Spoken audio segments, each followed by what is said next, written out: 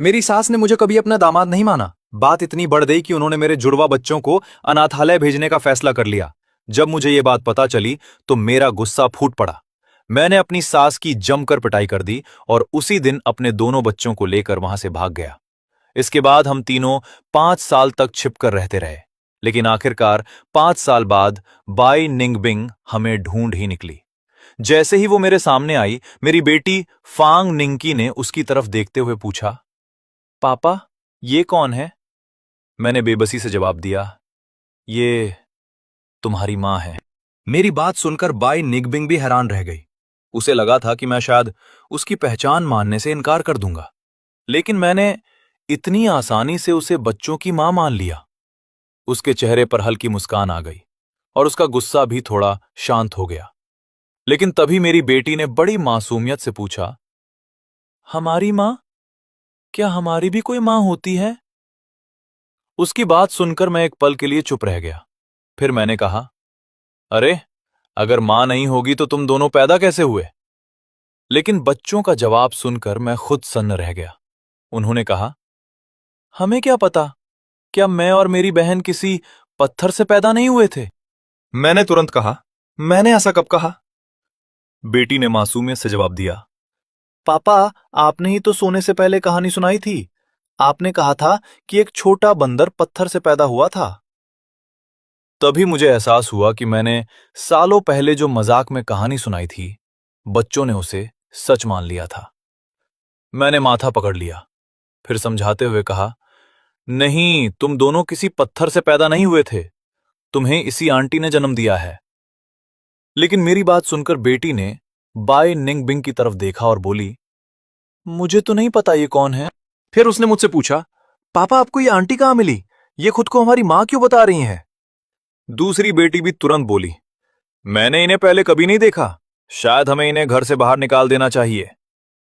पहली बेटी ने गंभीर चेहरा बनाकर कहा, लेकिन पापा, धीरे से निकालना, आखिर ये एक लड़की है। बच्चों की बातें सुनकर मैं खुद भी हंसी रोक नहीं पा रहा था। दूसरी तरफ बाय निंगबिंग का चेहरा देखने लायक था।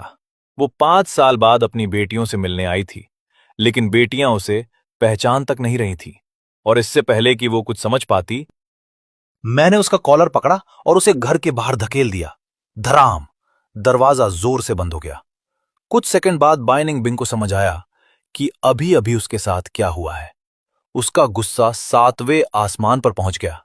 वो दरवाजा पीटते हुए चिल्लाई, फैंग शियान्यू, दरवाजा खोलो! मैंने 5 साल तक तुम्हें और बच्चों को ढूंढा है और तुम मेरे साथ ऐसा बर्ताव कर रहे हो? तुम्हारी हिम्मत कैसे हुई मुझे बाहर फेंकने की? लेकिन मैं अंदर से बिल्कुल शांत था। उसी समय उसके साथ आए एक बॉडीगार्ड ने आगे बढ़कर उसे एक हथौड़ा पकड़ा दिया और कहा, मैडम, अगर कुछ तोड़ना हो तो हाथों की जगह इसका इस्तेमाल कर लीजिए। यह सुनते ही बाय निंगबिंग का चेहरा और भी लाल हो गया। वो गुस्से में चिल्लाई, हथौड़ा? मैं इस हथौड़े का क्या करूं? तभी उसकी सेक्रेटरी जल्दी से उसके पास आई और बोली, मैडम, कंपनी से इमरजेंसी कॉल है। कंपनी का नाम सुनते ही उसने जैसे तैसे अपना गुस्सा दबाया और फोन उठा लिया। फोन के दूसरी तरफ से खबर मिली कि कंपनी में बहुत बड़ी समस्या खड़ी हो गई है। पूरी बात सुनने के बाद उसने गहरी सांस ली और कहा, ठीक है, मैं समझ गई, मैं तुरंत कंपनी पहुंच रही हूं। फोन काटने के बाद उसने आखिरी बार उस दरवाजे की तरफ देखा, जिसके पीछे उसकी दोनों बेटियां थीं। 5 साल बाद मिली इस मुलाकात का अंत बिल्कुल वैसा नहीं हुआ था जैसा उसने सोचा था। उसने अपने दांत भींचे, गुस्से को दबाया और शांत आवाज में कहा, बाय निंगबिंग ने दरवाजे के बाहर खड़े होकर गहरी सांस ली और कहा, फैंग शियान्यू, मुझे कंपनी के जरूरी काम से तुरंत जाना होगा। मैं अभी छुट्टी नहीं ले सकती और शायद कुछ समय तक अपनी बेटियों से भी नहीं मिल पाऊंगी। लेकिन जाने से पहले मुझे बस एक बार उन्हें देख लेने दो, वरना मैं सच में यह दरवाजा तोड़ दूंगी। मुझे नहीं पता कि मैं उसकी कंपनी वाली बात से प्रभावित हुआ था या फिर इस बात से डर गया था कि कहीं वो सच में दरवाजा तोड़कर उसका बिल मेरे सिर पर न डाल दे। लेकिन जो भी वजह रही हो, मैंने आखिरकार दरवाजा खोल दिया। दरवाजा खुलते ही उसकी नजर सीधे मेरी दोनों बेटियों पर पड़ी। मेरी एक बेटी मेरी गोद में आराम से सो रही थी। उसके छोटे छोटे हाथ मेरे पजामे को कसकर पकड़े हुए थे, जैसे छोड़ने का नाम ही न ले। दूसरी बेटी मेरी गर्दन से लिपटी हुई थी और अभी भी अपना बचा हुआ दूध पी रही थी। उसकी बड़ी बड़ी उत्सुक आंखें सामने खड़ी बाई निंगबिंग को ध्यान से देख रही थीं। मैंने भौहें चढ़ाते हुए कहा, इतना शोर क्यों मचा रही हो? शियाओ की अभी अभी सोई है। अगर तुम्हारी वजह से उसकी नींद खुल गई तो फिर उसे चुप भी तुम ही कराओगी। मेरी बात सुनते ही बाई निंगबिंग का गुस्सा अचानक गायब हो गया।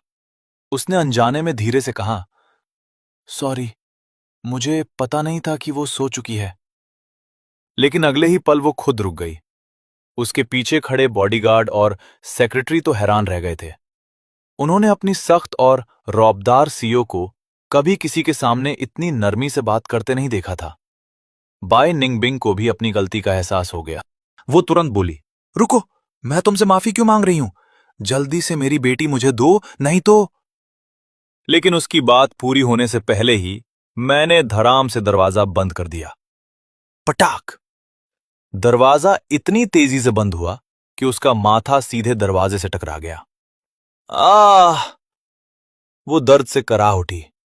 ये देखकर एक बॉडीगार्ड बड़बड़ाया, यह आदमी सच में पागल है। पास खड़ी सेक्रेटरी घबराकर बोली, मैम, आप ठीक तो हैं? तभी बॉडीगार्ड ने गुस्से में पूछा, मैम, क्या मैं दरवाजा तोड़ दूं? बाय निंगबिंग ने उसे ऐसी नजर से घूरा कि उसकी रीढ़ तक ठंडी पड़ गई। फिर उसने डांटते हुए कहा, दरवाजा तोड़ोगे? अगर शोर से मेरी बेटी जाग गई तो उसे चुप कौन कराएगा? तुम? बॉडीगार्ड तुरंत चुप हो गया। बाय निंगबिंग ने गहरी सांस लेते हुए आदेश दिया, पहले कंपनी चलते हैं, वहां का काम ज्यादा जरूरी है। तुरंत फ्लाइट की टिकट बुक करो। फिर उसने एक बॉडीगार्ड की तरफ इशारा किया, और तुम यहीं रहोगे, इन पर नजर रखो। मुझे हर छोटी बड़ी खबर की रिपोर्ट चाहिए। जी मैम। बॉडीगार्ड ने तुरंत सिर झुका दिया। जाने से पहले बाय निंगबिंग ने आखिरी बार मेरे घर के बंद दरवाजे की तरफ देखा। उसकी आंखों में अजीब सा भाव था। वो धीमे से बुदबुदाई, फैंग शियान्यू, तुम्हें लगता है कि तुम मेरी बेटियों को हमेशा अपने पास रख पाओगे? बस थोड़ा इंतजार करो, मैं वापस आऊंगी। उसके जाने के बाद आखिरकार घर में शांति लौट आई। मैंने सो रही फांग निंकी को सावधानी से उठाया और बिस्तर पर सुला दिया। फिर एक टिश्यू लेकर उसके मुंह के कोने पर लगे दूध के निशानों को धीरे धीरे साफ किया। उधर फांग निंगमिंग भी अपना दूध खत्म कर चुकी थी। वो अपनी बहन के बगल में लेटी और कुछ ही मिनटों में गहरी नींद में चली गई। दोनों बच्चियों को सुलाने के बाद मेरा चेहरा गंभीर हो गया। मैंने अपना फोन निकाला और एक नंबर डायल किया। कुछ देर तक घंटी बजती रही। फिर दूसरी तरफ से एक बुजुर्ग लेकिन भारी आवाज सुनाई दी। क्या बात है युआन, इतनी रात को इस बूढ़े आदमी को क्यों याद किया? मैंने शांत स्वर में जवाब दिया, सर, बाई निंगबिंग हमें ढूंढ चुकी है। वो सिर्फ यहां तक नहीं पहुंची, बल्कि हम पर नजर रखने के लिए अपने लोग भी छोड़ गई है। मेरी बात सुनकर फोन के दूसरी तरफ मौजूद बूढ़े बाई हंस पड़े। उन्होंने मजाकिया अंदाज में कहा, अरे युआन, अगर कोई और रास्ता नहीं बचा तो उसकी बात मान लो। आखिर वो शियाओकी की मां है, बाई परिवार की बड़ी बेटी है और आज पूरे बाई ग्रुप की मालिक भी है। उनकी बात सुनकर मेरा माथा ठनक गया। मैंने झुंझलाकर कहा, अगर आपको अभी भी मजाक ही सूझ रहा है तो मुझे आपकी मदद की जरूरत नहीं है, मैं खुद सब संभाल लूंगा। मेरी बात सुनकर वो तुरंत गंभीर हो गए। अरे नहीं, मैं तो बस तुम्हारी टांग खींच रहा था, बेवजह चिंता मत करो। अगर बाई परिवार ने तुम्हें या बच्चों को नुकसान पहुंचाने की कोशिश भी की तो नेशनल साइंस एकेडमी सबसे पहले तुम्हारे साथ खड़ी होगी, और एल्डर लॉन्ग भी ये कभी बर्दाश्त नहीं करेंगे। उनकी बात सुनकर मेरे दिल को थोड़ी राहत मिली। आखिर जब से मैंने देश के लिए एक खास मिशन स्वीकार किया था और अपनी जिंदगी दांव पर लगाई थी, तब से सरकार और नेशनल साइंस एकेडमी ने मुझे और मेरी बेटियों को पूरी सुरक्षा दी थी। वरना बाई निंगबिंग जैसी ताकतवर इंसान से अकेले लड़ना मेरे बस की बात नहीं थी। तभी बूढ़े बाई अचानक बोले, वैसे तुम्हारी मेडिकल रिपोर्ट भी आ गई है। यह सुनते ही मेरा दिल धड़क उठा। मेरी नजर बिस्तर पर सो रही दोनों बेटियों पर चली गई। कुछ पल चुप रहने के बाद मैंने धीरे से पूछा, मेरे पास कितना समय बचा है? फोन के दूसरी तरफ कुछ सेकंड की खामोशी छा गई। फिर उनकी भारी आवाज सुनाई दी, 23 साल। मैं कुछ पल चुप रहा, फिर मन ही मन दोहराया, 23 साल। शायद अपनी बेटियों को बड़ा होते देखने के लिए इतना समय काफी था। मैं यही सोच रहा था कि बूढ़े भाई फिर हंस पड़े। वैसे एक बात बताओ, क्या तुमने कभी शियाओकी की शादी के बारे में सोचा है? मेरा पोता उससे कुछ साल बड़ा जरूर है, लेकिन बड़े होने पर उम्र का फर्क मायने नहीं रखता। बिल्कुल नहीं, मैंने तुरंत जवाब दिया। अलविदा मिस्टर बाई। और बिना उन्हें कुछ और बोलने का मौका दिए फोन काट दिया। मेरी बेटी अभी 5 साल की भी नहीं हुई थी और ये उसकी शादी की प्लानिंग करने लगे थे। फोन रखते ही मैं नीचे कुछ खाने पीने का सामान लेने जाने वाला था कि तभी पीछे से एक प्यारी सी आवाज आई, पापा। मैंने मुड़कर देखा। फांग निंकी जाग चुकी थी। वो बिस्तर पर बैठी अपनी आंखें मल रही थी। मैं थोड़ा हैरान हुआ, क्योंकि शियाओकी एक बार सो जाती थी तो सीधे सुबह ही उठती थी। आधी रात में उसका जागना बेहद दुर्लभ था। मैं उसके पास जाकर बैठ गया। क्या हुआ शियाओकी? उसने अपनी छोटी सी हथेली मेरी तरफ बढ़ाई, नींद से भरी आवाज में बोली, पापा, गोदी। मेरा दिल तुरंत पिघल गया। मैंने उसे उठाकर अपनी बाहों में भर लिया। क्या हुआ, कोई बुरा सपना देखा क्या? उसने मेरी गर्दन पकड़ ली और जम्हाई लेते हुए बोली, नहीं, शियाओकी को भूख लगी है। मैं मुस्कुराया। अच्छा, तो बताओ क्या खाओगी? उसने कुछ सेकंड तक सोचने का नाटक किया, फिर गंभीर चेहरे से बोली, एक पूरा फ्राइड चिकन, 2 फ्रेंच फ्राइज और 2 कोक। उसकी बात सुनकर मेरी हंसी छूट गई। फ्राइड चिकन और फ्राइज मिल जाएंगे, लेकिन इतनी रात में कोक नहीं, उसकी जगह दूध चलेगा। और खाने के बाद अच्छे से ब्रश भी करना होगा। उसने थोड़ी देर सोचकर सिर हिला दिया। मैंने देखा कि उसकी बहन अभी भी गहरी नींद में थी, इसलिए मैं सिर्फ शियाओकी को साथ लेकर नीचे चला गया। कुछ देर बाद हम खाना लेकर वापस लौटे। जैसे ही फ्राइड चिकन सामने आया, शियाओकी उस पर टूट पड़ी। वो इतने मजे से खा रही थी जैसे कई दिनों से भूखी हो। अचानक उसने चिकन का एक टुकड़ा तोड़कर मेरी तरफ बढ़ाया, पापा, आप भी खाओ। मैं मुस्कुराया, पहले मेरी बेटी पेट भरकर खा ले। वो दोनों हाथों से चिकन पकड़े, कभी एक बाइट लेती, कभी दूध पीती। कुछ ही मिनटों में उसके गाल फूल गए और पूरा चेहरा तेल से चमकने लगा। मैं बीच बीच में टिश्यू से उसका मुंह साफ करता रहा। उसे खाते हुए देखकर मेरे चेहरे पर अनजानी मुस्कान आ गई। लेकिन तभी उसने अचानक पूछा, पापा, क्या वो आंटी सच में मेरी मम्मी है? उसका सवाल सुनते ही मेरा हाथ रुक गया। कुछ पल तक मैं चुप बैठा रहा, फिर धीरे से बोला, हां बेटा, वो तुम्हारी मम्मी है। श्याओकी ने आश्चर्य से आंखें झपकाईं। तो मैंने उन्हें पहले कभी क्यों नहीं देखा? उसका सवाल मेरे सीने में तीर की तरह लगा। मेरे पास जवाब था, लेकिन इतना आसान जवाब नहीं था जिसे मैं अपनी छोटी सी बेटी को समझा पाता। मैं उसकी आंखों में देखने की हिम्मत नहीं जुटा पा रहा था। शायद उसने मेरे चेहरे पर सब पढ़ लिया स्टैंड्स। उसने धीरे से अपने हाथ साफ किए, फिर आगे बढ़कर मेरे दोनों गाल पकड़ लिए। इसके बाद उसने मेरे गाल पर एक छोटा सा किस किया और मुस्कुराते हुए बोली, पापा, अगर आपको दुख होता है तो आप मत बताइए। शियाओकी अब नहीं पूछेगी। उसकी मासूम आवाज सुनकर मेरा दिल भर आया। इतनी छोटी सी बच्ची और इतनी समझदार। मैंने जबरदस्ती मुस्कुराते हुए उसके सिर पर हाथ फेरा, फिर धीरे से पूछा, शियाओकी, अगर तुम्हें मौका मिले तो क्या तुम अपनी मम्मी के साथ रहना चाहोगी? और अगर तुम उनके पास चली गई तो क्या तब भी पापा तुम्हारे और तुम्हारी बहन के साथ रह पाएंगे? मेरी बात सुनकर शियाओकी कुछ सेकंड तक चुप रही। फिर उसने झिझकते हुए पूछा, पापा, क्या मम्मी अब आपके साथ नहीं रहती? उसकी आवाज में डर साफ महसूस हो रहा था। वो कुछ और कहना चाहती थी, लेकिन शब्द उसके गले में ही अटक गए। अगर अगर शियाओकी और शियाओमिंग।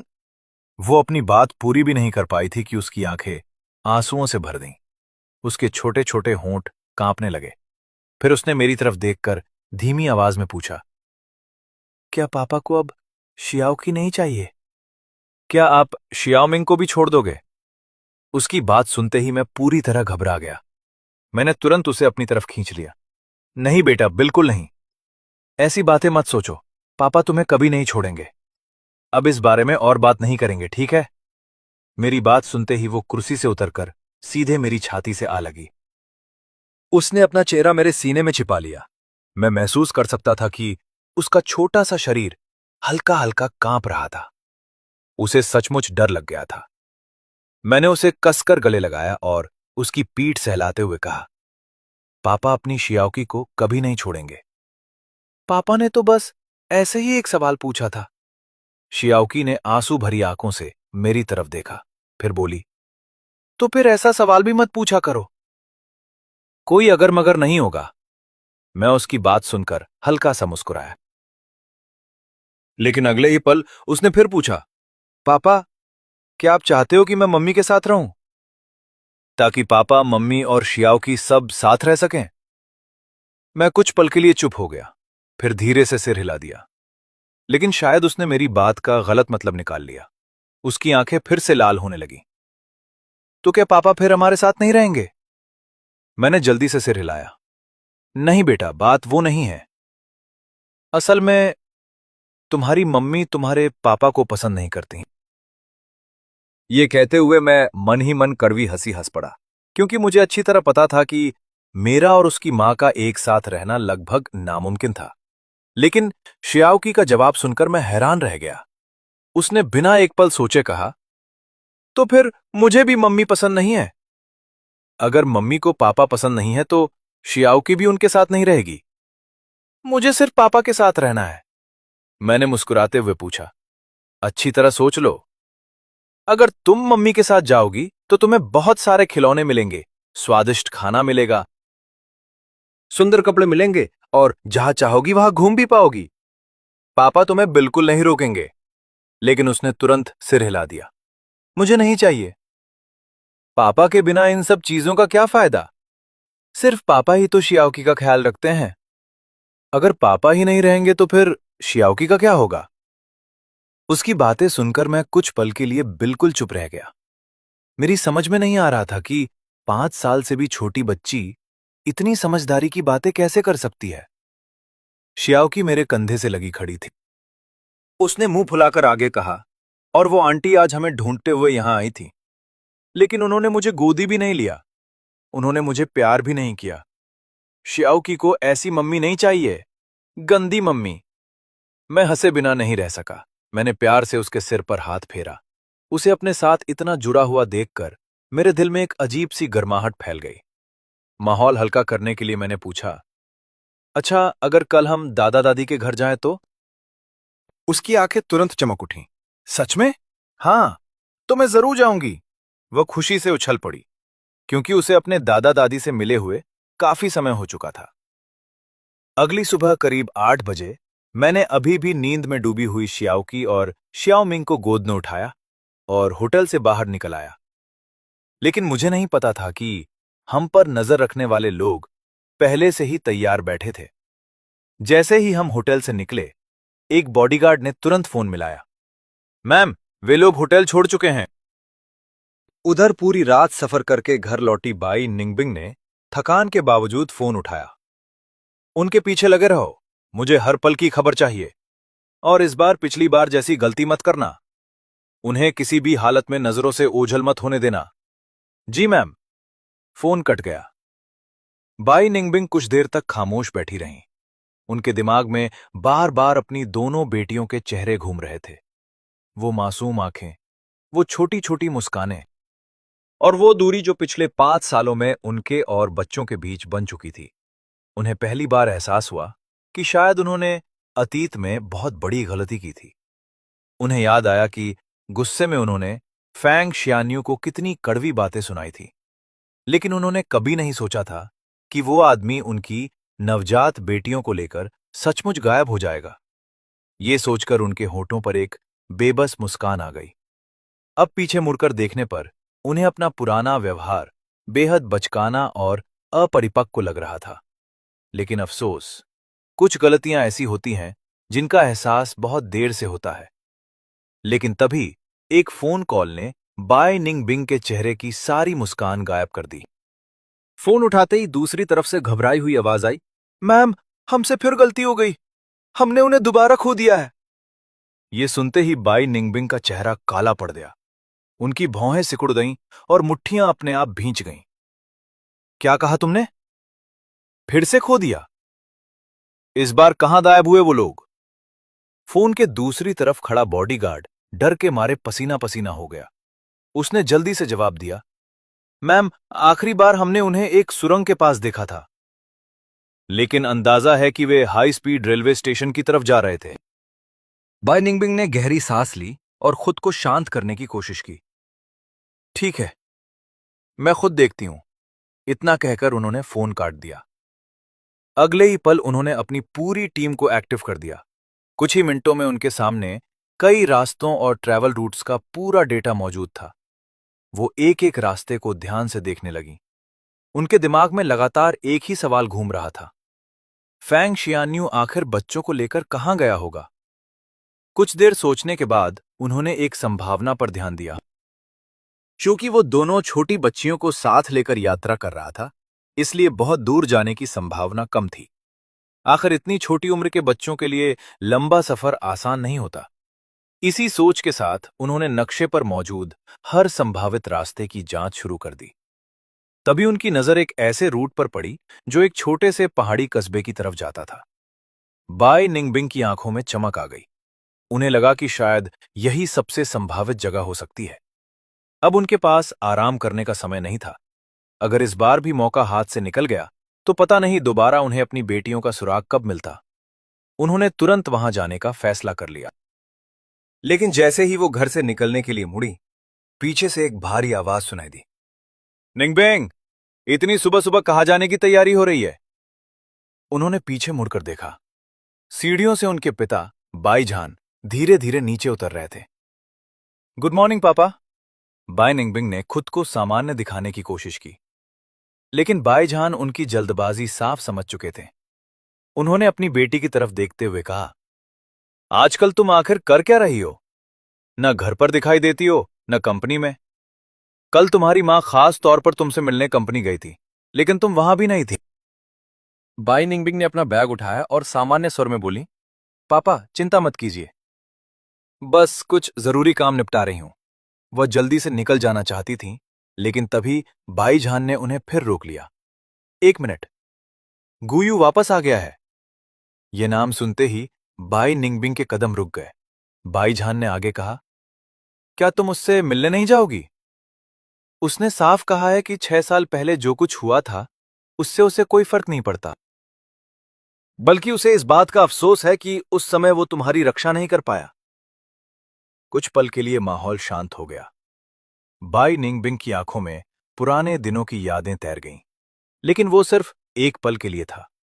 अगले ही क्षण उन्होंने अपने होंठ भींच लिए और दृढ़ स्वर में कहा, पापा, एक समय था जब मैं गुयू को पसंद करती थी, लेकिन वो बहुत पुरानी बात है। अब मेरे लिए वो अध्याय खत्म हो चुका है। वो सब अतीत था और अतीत को वहीं रहने देना बेहतर है।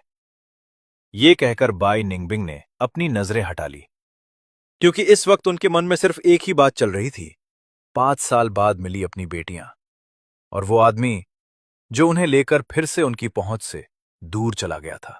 बाई निंगबिंग ने अपने पिता की तरफ देखा और शांत लेकिन दृढ़ आवाज में कहा, जो कुछ भी हुआ था वो अब अतीत की बात है। उस समय जो गलती हुई थी वो मेरी अपनी थी, उसमें गुयू की कोई गलती नहीं थी। उसे कह दीजिए कि खुद को दोष देना बंद कर दे, और जहां तक हमारे साथ रहने की बात है वो सपना देखना छोड़ दे। दुनिया में उससे कहीं बेहतर लड़कियां हैं। उसे मेरे पीछे अपनी जिंदगी बर्बाद करने की जरूरत नहीं है। इतना कहकर बाई निंगबिंग बिना पीछे देखे घर से निकल गई। उनकी जाती हुई पीठ को देखते हुए बाईजान ने लंबी सांस छोड़ी, फिर धीरे से बुदबुदाए, फैंग युआन, आखिर 6 साल पहले ऐसा क्या हुआ था कि मेरी बेटी आज तक उसे भूल नहीं पाई? क्या उस रात सच में कुछ ऐसा हुआ था जिसके बारे में हमें आज तक पता नहीं चला? उधर दूसरी तरफ मैं अपनी दोनों बेटियों के साथ कार से नीचे उतरा। सामने अपनी पुरानी 3 मंजिला हवेली को देखकर मैं कुछ सेकंड के लिए वहीं खड़ा रह गया। इतने सालों बाद मैं फिर उसी घर के सामने खड़ा था जहां मेरा बचपन बीता था। दिल में अजीब सी घबराहट भी थी और खुशी भी। मैं सोच रहा था कि इतने सालों बाद मम्मी पापा मुझे देखकर कैसी प्रतिक्रिया देंगे। लेकिन तभी घर के अंदर से एक तेज आवाज गूंजी। लौंग, ये तुम आखिर कहां मर गए? कब से थाली हाथ में लिए बैठे हो? जरा इधर भी आ जाओ। अगले ही पल लगभग 20 साल का एक नौजवान भागता हुआ बाहर आया। आ रहा हूं मम्मी। लेकिन जैसे ही उसकी नजर मुझ पर पड़ी, वो अचानक रुक गया। उसकी आंखें पूरी तरह फैल गईं। उधर अंदर से फिर आवाज आई। अरे बेवकूफ, वहां मूर्ति बनकर क्यों खड़े हो? क्या आपने दादाजी को पहली बार देख रहे हो? लेकिन इस बार लड़के ने कोई जवाब नहीं दिया, क्योंकि वो मुझे और मेरी दोनों बेटियों को देखकर पूरी तरह स्तब्ध हो चुका था। मैं उसकी हालत देखकर मुस्कुरा दिया। क्या हुआ लौंगी? इतने साल बाद अपने बड़े भाई को पहचान नहीं रहे? मेरी आवाज सुनते ही उसके होश लौटे। लेकिन उससे पहले मेरी छोटी बहन फांग याओ दौड़ती हुई बाहर आई। उसने मुझे देखते ही चीख मार दी। मंजले भैया, आप सच में वापस आ गए? वो बिना कुछ सोचे सीधे मेरे गले लग गई। उसकी आंखों में खुशी साफ दिखाई दे रही थी। उधर लौंग ये भी खुद को रोक नहीं पाया। वो घर के अंदर की तरफ मुड़ा और पूरी ताकत से चिल्लाया। मम्मी, पापा, जल्दी बाहर आइए, बड़े भैया वापस आ गए हैं। अंदर से तुरंत सवाल आया। क्या कहा? कौन वापस आ गया? कुछ ही सेकंड बाद मेरे माता पिता कमरे से बाहर निकले। लेकिन जैसे ही उनकी नजर मुझ पर पड़ी, दोनों वहीं रुक गए। उनके चेहरे पर पहले हैरानी आई, फिर खुशी, और आखिर में उनकी आंखें नम हो गईं। मैंने भी पहली बार गौर से उन्हें देखा। उनके बाल पहले से कहीं ज्यादा सफेद हो चुके थे। चेहरे पर उम्र की लकीरें भी साफ दिखाई दे रही थीं। उन्हें इस हालत में देखकर मेरी आंखें भर आईं, लेकिन मैंने खुद को संभालते हुए मुस्कुराकर कहा, पापा, मम्मी, मैं वापस आ गया हूं। मेरी बात सुनते ही पापा सबसे पहले आगे बढ़े, लेकिन उनका ध्यान मुझ पर नहीं था, सीधे मेरी बेटियों पर था। उन्होंने उत्साहित होकर कहा, अरे मेरी प्यारी पोतियां, जल्दी से दादाजी के पास आओ। लेकिन इससे पहले कि वो उन्हें गोद में उठा पाते, मम्मी ने उन्हें पीछे धकेल दिया। दूर हटिए, हर वक्त सिगरेट पीते रहते हो, मेरी पोतियों के पास मत जाइए। इतना कहकर उन्होंने झट से शियाओकी को अपनी गोद में उठा लिया। फिर प्यार से उसके गाल दबाते हुए बोली, शियाओकी बेटा, क्या तुम्हें दादी की याद आती थी? शियाओकी ने तुरंत मुस्कुराकर जवाब दिया, हाँ दादी, बहुत याद आती थी। उसकी बात सुनते ही मम्मी का दिल पिघल गया। उधर पापा ने हार नहीं मानी। उन्होंने श्याओ मिंग की तरफ हाथ बढ़ाया। और मेरी छोटी परी, क्या तुम्हें याद है मैं कौन हूं? श्याओ मिंग ने बिना सोचे जवाब दिया, हां, आप मेरे दादाजी हो। बस इतना सुनना था कि पापा खुशी से खिल उठे। उनकी मुस्कान कानों तक पहुंच गई। वाह, मेरी पोती को अभी भी दादाजी याद है। उन्होंने तुरंत जेब से मोटा सा लिफाफा निकाला और शियाओ मिंग के हाथ में रख दिया। ये लो, दादाजी की तरफ से पॉकेट मनी। जाकर अपनी पसंद की सारी चॉकलेट्स और मिठाइयां खरीद लेना। ये देखकर मम्मी भी पीछे रहने वाली नहीं थी। उन्होंने तुरंत अपना पर्स निकाला, फिर उससे भी ज्यादा पैसे निकालकर शियाओकी के हाथ में रख दिए। मेरी पोती सिर्फ दादाजी के पैसे क्यों लेगी? ये लो, दादी की तरफ से भी पॉकेट मनी। तुम और अपनी बहन दोनों खूब सारी मिठाइयां खरीदना। दोनों बच्चियां अपने हाथों में भरे नोटों को देखकर हैरान थीं, और मैं बस एक तरफ खड़ा ये सब देख रहा था। कई सालों बाद घर में फिर वही पुरानी गर्माहट लौट आई थी। ये सब देखकर मैं तुरंत बीच में बोल पड़ा, अरे मम्मी पापा, आप लोग क्या कर रहे हो? श्याओकी और श्याओमिंग अभी बहुत छोटी हैं, इन्हें इतने सारे पैसे देने की क्या जरूरत है? लेकिन मेरी बात पूरी होने से पहले ही पापा ने मुझे घूर कर देखा। क्यों जरूरत नहीं है? मेरी पोतियां इतने सालों बाद घर लौटी हैं। अगर उनके दादा दादी उन्हें मिठाई खाने के लिए थोड़े पैसे दे रहे हैं, तो इसमें दिक्कत क्या है? फिर उनका चेहरा अचानक गंभीर हो गया। और एक तुम हो, पूरे 5 साल तक अपनी बेटियों को लेकर गायब रहे, एक बार भी हमें उनसे मिलने नहीं दिया। क्या हमारे बूढ़े होने का इंतजार कर रहे थे? उनकी बात सुनकर मैं असहज होकर मुस्कुरा दिया। तभी मेरी छोटी बहन फांग याओ हंसते हुए बीच में कूद पड़ी। भैया, इस बार तो मैं पापा की तरफ हूं। मुझे आज भी याद है जब आप पहली बार शियाओकी और शियाओ मिंग को घर लेकर आए थे। उस समय मम्मी पापा इतने गुस्से में थे कि मुझे लगा था आज आपकी खैर नहीं। ये सुनकर मैं तुरंत सफाई देने लगा। अरे मेरा मतलब वो नहीं था। मुझे लगा था कि आप लोगों को बच्चे पसंद नहीं आए। मुझे क्या पता था कि कुछ सालों में पापा का प्यार मुझसे हटकर पूरी तरह इन दोनों पर शिफ्ट हो जाएगा।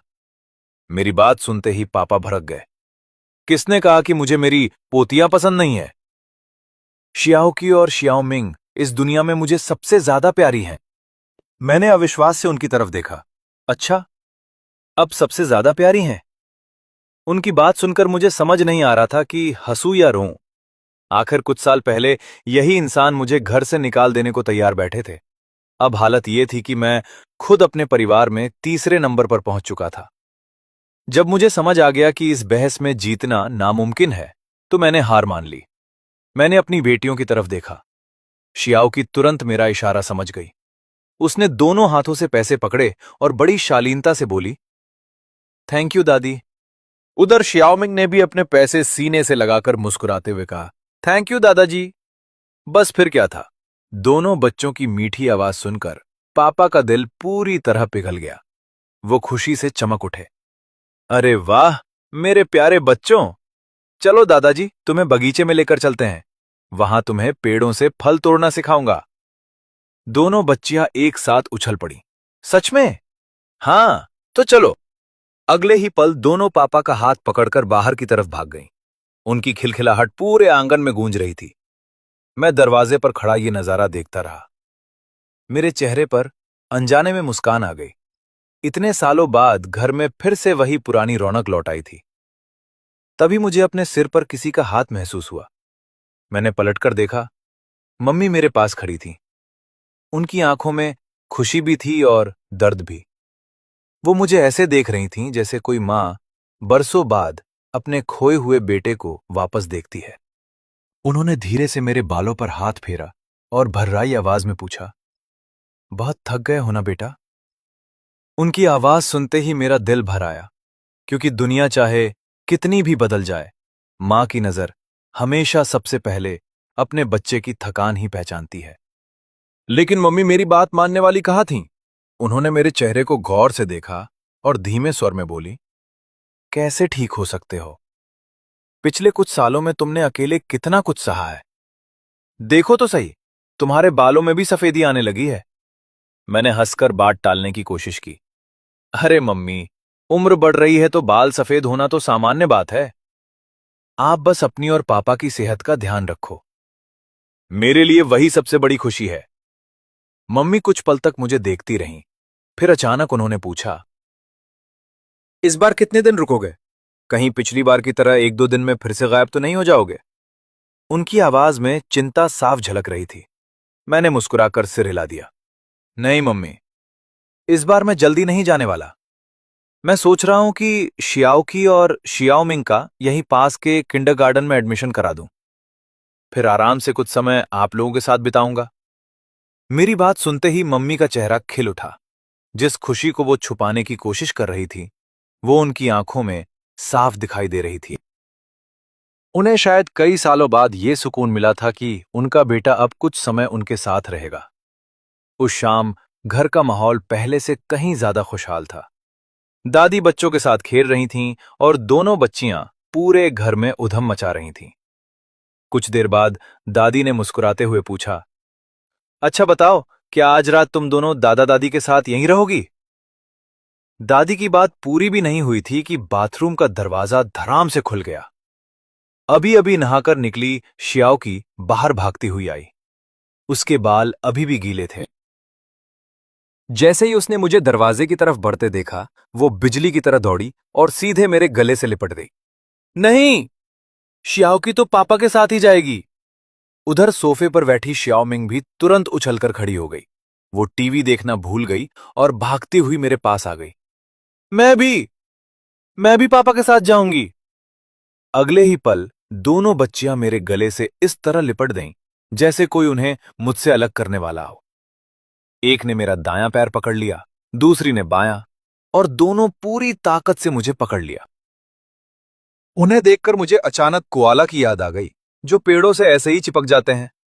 मैं हंसी रोकते हुए नीचे झुका। अरे ये क्या कर रही हो तुम दोनों? लेकिन दोनों ने और कसकर पकड़ लिया। जैसे ही मैंने एक पैर हिलाने की कोशिश की, दोनों बच्चियां साथ में झूल गईं। घर में मौजूद सभी लोग ये दृश्य देखकर हंसने लगे। मैंने मजबूरी में उन्हें समझाना शुरू किया। सुनो बच्चों, पापा को अभी बुआ और फूफा के साथ कुछ जरूरी काम से बाहर जाना है। हमें वापस आने में काफी देर हो जाएगी और तुम दोनों को तो रात में जल्दी सो जाना चाहिए, इसलिए इस बार तुम लोग हमारे साथ नहीं चल सकती। लेकिन मेरी बात सुनते ही दोनों के चेहरे उतर गए। उन्होंने एक दूसरे की तरफ देखा, फिर मेरी तरफ, और मेरे पैरों को और भी कसकर पकड़ लिया।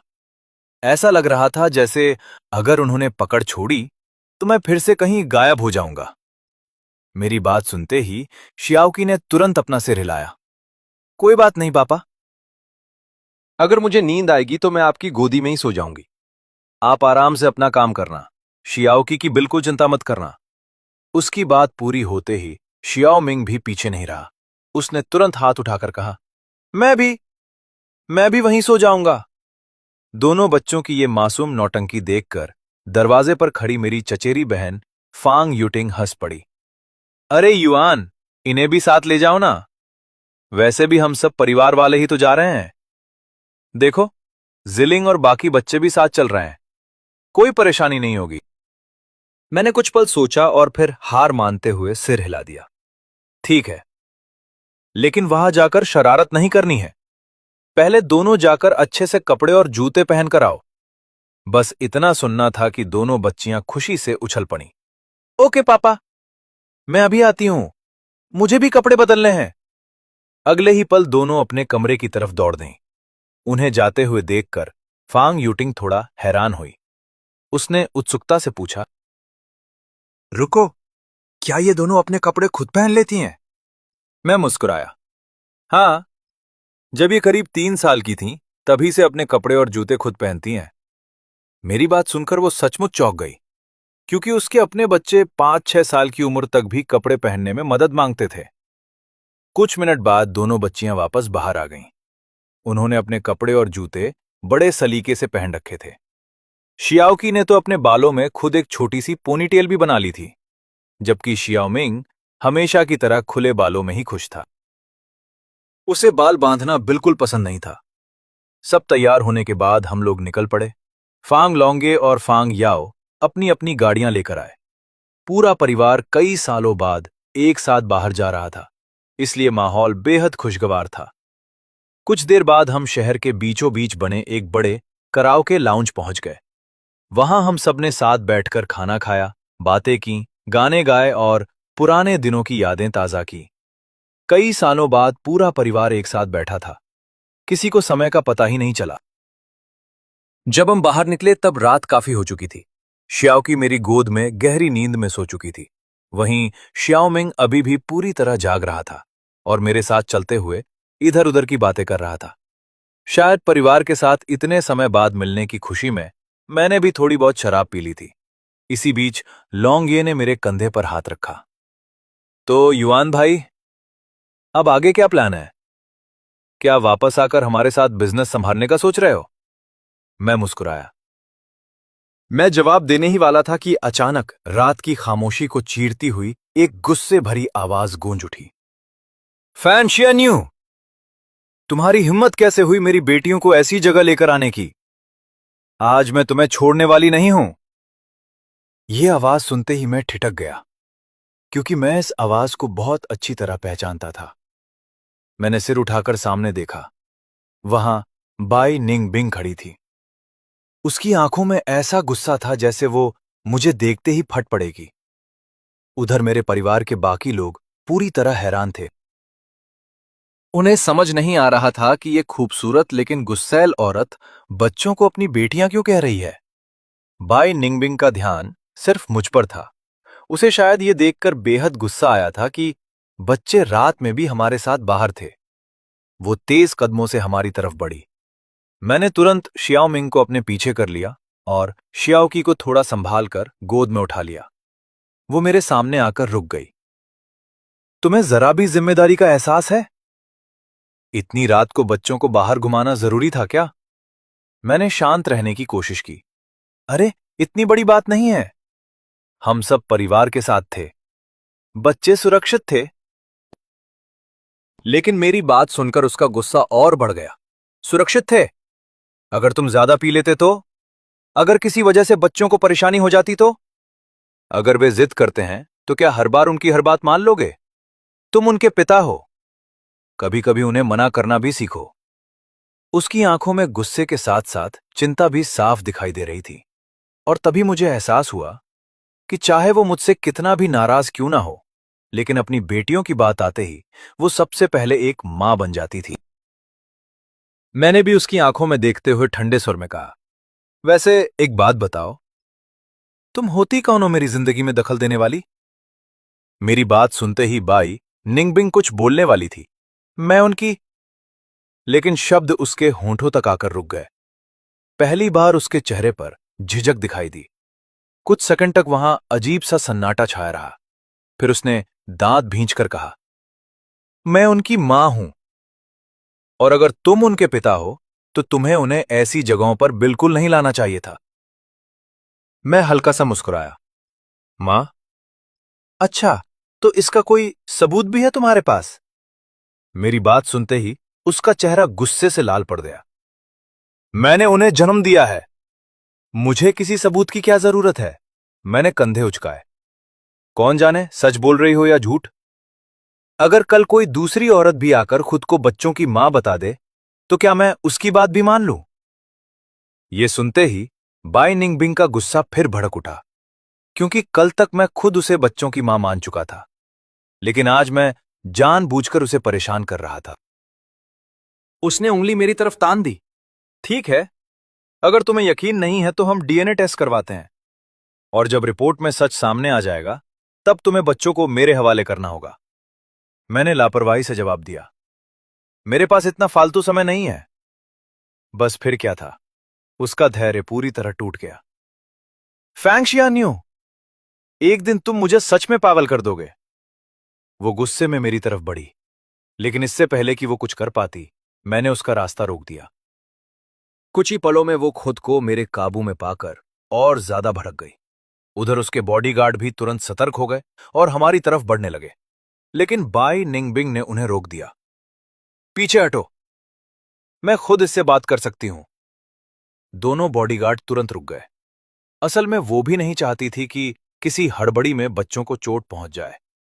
कुछ देर बाद उसने गहरी सांस ली और कहा, ठीक है, अब मुझे छोड़ो, मैं कोई तमाशा नहीं करूंगी। मैंने भी राहत की सांस ली, क्योंकि सच कहूं तो मैं भी नहीं चाहता था कि आधी रात सड़क पर कोई नया ड्रामा शुरू हो जाए। लेकिन तभी कुछ अजीब हुआ। जैसे ही मैं उसे छोड़ने वाला था, अचानक मेरे भीतर खतरे की घंटी बज उठी।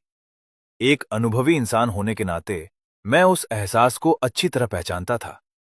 कोई हमें देख रहा था, और सिर्फ देख ही नहीं रहा था, बल्कि हमारी हर हरकत पर नजर रखे हुए था।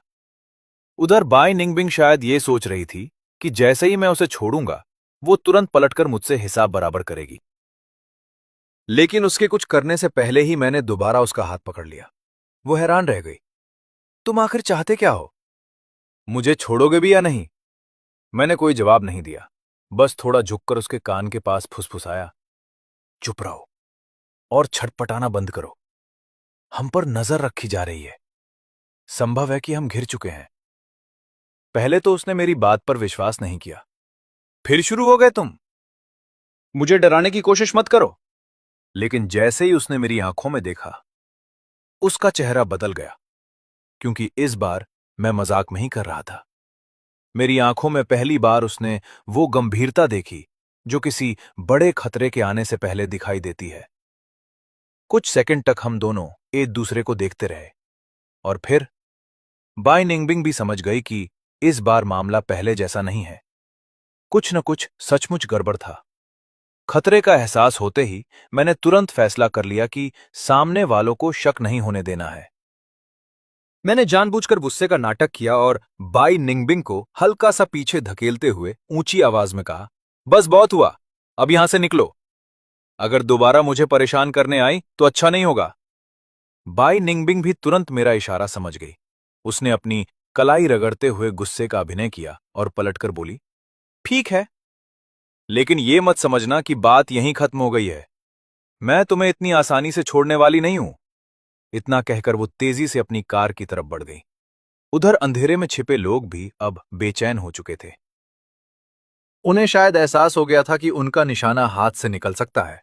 उनमें से एक ने तुरंत अपने साथियों को इशारा किया, जल्दी करो, वो निकल रही है, उसे जाने मत दो। अगले ही पल कई लोग उसकी दिशा में बढ़ने लगे, लेकिन तब तक बाई निंग बिंग अपनी कार तक पहुंच चुकी थी। वो तुरंत अंदर बैठी और ड्राइवर से बोली, गाड़ी निकालो, फौरन। कार तेजी से वहां से निकल गई। ये देखकर उन लोगों के चेहरों पर साफ नाराजगी दिखाई देने लगी। उनकी पूरी योजना शायद उसी पर टिकी हुई थी। कुछ लोग उसका पीछा करने के लिए निकल गए, जबकि बाकी वहीं रुक गए। अब उनका ध्यान मेरी तरफ था। मैंने बिना घबराए अपनी गोद में सो रही शियाओ की को फांग याओ के हाथों में सौंप दिया। फिर शियाओ मिंग के सिर पर हाथ फेरते हुए कहा, याओ, बच्चों को लेकर घर जाओ, मैं बस एक छोटा सा काम निपटा कर आता हूं। फांग याओ समझ गई कि मामला सामान्य नहीं है। उसने कुछ पूछना चाहा, लेकिन आखिरकार चुप रह गई। उधर लौंगे भी गंभीर हो चुका था। मैंने उसे भी घर जाने का इशारा किया। जब परिवार के बाकी लोग दूर जाने लगे, तब सामने खड़े लोगों में से एक आदमी आगे आया। उसने मुझे ऊपर से नीचे तक देखा, फिर ठंडे स्वर में पूछा, एक बात बताओ, उस औरत से तुम्हारा क्या रिश्ता है? मैंने कंधे उचकाए, कोई खास रिश्ता नहीं, हम बस एक दूसरे को जानते हैं। मेरे जवाब से वो संतुष्ट नहीं हुआ।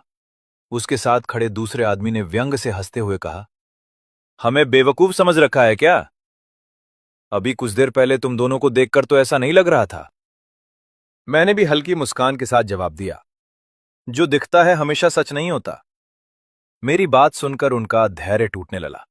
माहौल धीरे धीरे तनावपूर्ण होता जा रहा था, लेकिन मैं अभी भी पूरी तरह शांत था, क्योंकि मेरी प्राथमिकता सिर्फ एक थी, बच्चे सुरक्षित घर पहुंच जाएं। कुछ मिनट बाद जब मुझे यकीन हो गया कि परिवार काफी दूर निकल चुका है, तब मैंने जेब से फोन निकाला, एक नंबर डायल किया। कुछ रिंग के बाद कॉल रिसीव हुई। दूसरी तरफ से थकी हुई आवाज सुनाई दी, फैंग युआन, क्या तुम कभी सामान्य समय पर फोन नहीं कर सकते? मैं अभी अभी घर पहुंचा हूं, अब बताओ इस बार क्या मुसीबत आ गई? मैं मुस्कुराया, क्योंकि जिस व्यक्ति को मैंने फोन किया था वो ऐसा इंसान था जिसे मैं तभी याद करता था जब सच में कोई बड़ा मामला सामने होता था। कॉल खत्म करने से पहले मैंने एक बार सड़क पर पड़े उन लोगों की तरफ देखा जो अभी कुछ देर पहले तक बड़ी बड़ी बातें कर रहे थे। फिर मैंने फोन पर कहा, वैसे एक छोटा सा काम और है। यहां कुछ लोग मुसीबत खड़ी करने आ गए थे। मामला अब शांत हो चुका है, लेकिन किसी को भेजकर यहां की स्थिति संभालवा देना। दूसरी तरफ से लाओ शियाओ ने बिना ज्यादा सवाल पूछे जवाब दिया, ठीक है, मैं लोगों को भेज देता हूं, तुम बेफिक्र रहो। कॉल खत्म होने के बाद मैंने राहत की सांस ली। फिर सड़क किनारे एक दुकान से ठंडा सोडा खरीदा और वहीं खड़ा होकर बोतल खोलने लगा। लेकिन तभी मेरा फोन फिर बज उठा। मुझे लगा शायद लाओ शियाओ ही दोबारा फोन कर रहा होगा, इसलिए बिना स्क्रीन देखे मैंने कॉल रिसीव कर ली। हाँ लाओ शियाओ, क्या हुआ? लेकिन अगले ही पल फोन के दूसरी तरफ से एक परिचित आवाज सुनाई दी, एक ऐसी आवाज जो हमेशा शांत लगती थी, लेकिन उसके भीतर बर्फ जैसी ठंडक छिपी रहती थी। क्या कहा? लाओ शियाओ? मैं कुछ सेकंड के लिए चुप रह गया, क्योंकि मैं उस आवाज को तुरंत पहचान गया था। वो बाई निंगबिंग थी। मैंने गहरी सांस ली। तुम्हें मेरा नंबर मिला कहां से? मेरी बात सुनते ही उसका स्वर थोड़ा और ठंडा हो गया। तुम्हें उससे क्या मतलब? मैं मन ही मन मुस्कुरा दिया। 5 साल बीत गए थे, लेकिन उसका स्वभाव बिल्कुल नहीं बदला था। एक साधारण सवाल भी पूछ लो तो ऐसा जवाब देती थी जैसे सामने वाला कोई अपराध कर बैठा हो। इसके बाद कुछ पल दोनों तरफ खामोशी छाई रही। न वो कुछ बोली, न मैं। फिर अचानक हम दोनों ने लगभग एक ही समय पर एक ही सवाल पूछ लिया, तुम ठीक हो? सवाल सुनते ही मैं खुद कुछ सेकंड के लिए चुप रह गया। उधर शायद वो भी उतनी ही हैरान थी। कुछ क्षणों के लिए माहौल अजीब सा हो गया। दोनों ने एक दूसरे की चिंता तो कर ली थी, लेकिन कोई भी इसे स्वीकार करने को तैयार नहीं था। आखिरकार मैंने ही चुप्पी तोड़ी। हल्की मुस्कान के साथ मैंने कहा, अरे वाह, इतनी चिंता कब से होने लगी मेरी? मेरी बात सुनते ही वो तुरंत रक्षात्मक हो गई। किसने कहा कि मुझे तुम्हारी चिंता है? खुद को इतना महत्वपूर्ण मत समझो। तुम पहले भी उतने ही परेशान करने वाले थे और आज भी वैसे ही हो। मुझे तो बस बच्चों की फिक्र है। उसकी आवाज पहले की तरह सख्त थी, लेकिन पता नहीं क्यों मुझे महसूस हो रहा था कि वो जो कह रही थी उसके दिल में शायद वैसा कुछ नहीं था। कुछ सेकंड बाद मैंने धीरे से कहा, तुम्हें पता है, बच्चों की वजह से अपनी जिंदगी के फैसले मत रोको। तुम्हारे सामने अभी भी पूरी जिंदगी पड़ी है। जो तुम्हें सही लगे वही करना। मेरी आवाज इस बार पहले से कहीं ज्यादा शांत थी, क्योंकि चाहे हमारे बीच कितनी भी दूरी क्यों ना आ गई हो। मैं ये अच्छी तरह जानता था कि पिछले 5 साल सिर्फ मेरे लिए मुश्किल नहीं थे। कहीं ना कहीं उसने भी बहुत कुछ खोया था। फोन के दूसरी तरफ कुछ देर तक खामोशी छाई रही। फिर आखिरकार बाई निंग बिंग ने धीमी लेकिन थकी हुई आवाज में कहा, मैं बस इतना चाहती हूं कि मेरी बेटियां किसी तकलीफ में ना रहें। क्या उस समय तुमने खुद नहीं कहा था कि तुम्हें बच्चों की जरूरत नहीं है? क्या तुम्हें याद नहीं कि उस वक्त तुम उन्हें अपनी जिंदगी की सबसे बड़ी परेशानी मानती थीं? मेरी आवाज में छिपा दर्द शायद वो भी महसूस कर सकती थी। फोन के दूसरी तरफ कुछ सेकंड तक कोई जवाब नहीं आया। फिर अचानक उसने हैरानी से कहा, रुको, मैंने कब कहा कि मेरी बेटियां मेरे लिए बोझ हैं? और मैंने कब कहा कि मुझे उनकी परवाह नहीं है? मैं चुप हो गया। उधर बाई निंगबिंग ने गहरी सांस ली। उसकी आवाज पहले से कहीं ज्यादा गंभीर थी। हां, मैं उस समय घबरा गई थी। मैं अचानक सब कुछ स्वीकार नहीं कर पा रही थी। मैंने गुस्से में बहुत सी बातें कही थीं। लेकिन गुस्से में कही गई बातों का मतलब ये नहीं होता कि इंसान अपने ही बच्चों से प्यार नहीं करता। उसकी आवाज हल्की सी कांप गई। तुमसे नाराज होना और बात थी, लेकिन मेरी बेटियां उससे अलग थीं। वे हमेशा अलग थीं। मैं सड़क किनारे खड़ा चुपचाप उसकी बातें सुनता रहा, क्योंकि पहली बार मुझे महसूस हो रहा था कि शायद उस समय जो हुआ था उसकी कहानी उतनी सीधी नहीं थी जितनी मैंने समझ रखी थी। उधर बाई निंगबिंग बोलती रही, जब मैंने धीरे धीरे इस सच को स्वीकार करना शुरू किया, जब मैं सच में उनके बारे में सोचने लगी, तब तक तुम उन्हें लेकर गायब हो चुके थे। तुम्हें अंदाजा भी है कि उन्हें ढूंढने में मैंने कितने साल लगा दिए? उसकी आखिरी बात में शिकायत साफ सुनाई दे रही थी। मैंने कोई जवाब नहीं दिया, बस हाथ में पकड़ी सोडा की बोतल खत्म कर दी। कुछ पल बाद उसने फिर कहा, सुन रहे हो ना, मुझे मेरी बेटियां वापस दे दो। तुम्हें जो चाहिए मैं देने को तैयार हूं। पैसा, घर, सुरक्षित भविष्य, या फिर कोई ऐसी नौकरी जहां तुम्हें किसी चीज की चिंता ना करनी पड़े। उसकी आवाज में पहली बार विनती की झलक थी। लेकिन मेरा जवाब पहले से तय था। मैंने शांत स्वर में कहा, मुझे इनमें से किसी चीज की जरूरत नहीं है, और बच्चों के बारे में फैसला भी तुम या मैं नहीं करेंगे। अगर शियाओकी और शियाओमिंग खुद तुम्हारे साथ जाना चाहेंगी, तो मैं उन्हें कभी नहीं रोकूंगा। मैं कुछ क्षण रुका, फिर मेरी आवाज थोड़ी और गंभीर हो गई। लेकिन एक बात याद रखना, बच्चे कोई चीज नहीं होते जिन्हें ताकत या अधिकार के दम पर हासिल किया जाए। अगर किसी ने उन्हें मजबूर करने की कोशिश की या उनकी खुशी और सुरक्षा को नुकसान पहुंचाया, तो मैं चुप नहीं बैठूंगा। फोन के दूसरी तरफ फिर सन्नाटा छा गया। कुछ सेकंड तक हम दोनों में से कोई कुछ नहीं बोला, क्योंकि हम दोनों अच्छी तरह जानते थे ये लड़ाई अब हमारे बीच नहीं रही थी। अब सबसे महत्वपूर्ण थीं वे दो छोटी बच्चियां, जो हम दोनों की दुनिया का सबसे कीमती हिस्सा बन चुकी थीं। फोन कटने के बाद दूसरी तरफ बाई निंग बिंग कुछ सेकंड तक मोबाइल से आती बीप बीप की आवाज सुनती रह गई। उसे समझ ही नहीं आया कि अभी क्या हुआ था। फिर अचानक उसे एहसास हुआ कि मैंने उसे धमकी देकर फोन काट दिया है। उसका चेहरा तुरंत सख्त हो गया। वो दांत भींचते हुए बड़बड़ाई, उस आदमी की इतनी हिम्मत कि मुझे धमकी दे। लेकिन गुस्से के साथ साथ उसके मन में एक और सवाल भी उठ रहा था। मेरी आखिरी बात उसे कुछ अजीब लगी थी। जितना वो उसके बारे में सोच रही थी, उतना ही उसे महसूस हो रहा था कि शायद मैं किसी बात को लेकर सचमुच गंभीर था। आखिरकार उसने तुरंत अपने एक आदमी को फोन लगाया। अभी पता लगाओ फैंग शियान्यू कहाँ है, मुझे उसकी लोकेशन चाहिए अभी। उधर मैं शहर की शाओशांग माओ स्ट्रीट पहुंच चुका था। सड़क किनारे एक पुराने बरगद के पेड़ के नीचे बने छोटे से खाने के ठिकाने पर नजर पड़ते ही मैं ठिठक गया। मेरे सामने शियाओ की और शियाओ मिंग बड़े मजे से खाना खा रहे थे। शियाओ की के हाथ में बत्तख की टांग थी और उसका पूरा मुंह तेल से चमक रहा था। वहीं शियाओ मिंग भुनी हुई पसलियां खा रहा था और ऐसे मग्न था जैसे दुनिया में उसे किसी चीज की चिंता ही ना हो। मैंने हैरानी से पूछा, अरे तुम दोनों तो घर जाकर सोने वाले थे ना, फिर यहां क्या कर रहे हो? मुझे देखते ही श्याओ की खुशी से उछल पड़ी। वो कुर्सी से कूदकर सीधा मेरी तरफ दौड़ी। मैंने फौरन उसे अपनी बाहों में उठा लिया, फिर उसके चेहरे पर लगा तेल साफ करते हुए मुस्कुराया। मेरी बहन फांग याओ ने बेबस होकर कहा, भैया मैं क्या करती? ये उठते ही रोने लगी कि इसे बहुत भूख लगी है, इसलिए मैं दोनों को यहां कुछ खिलाने ले आई।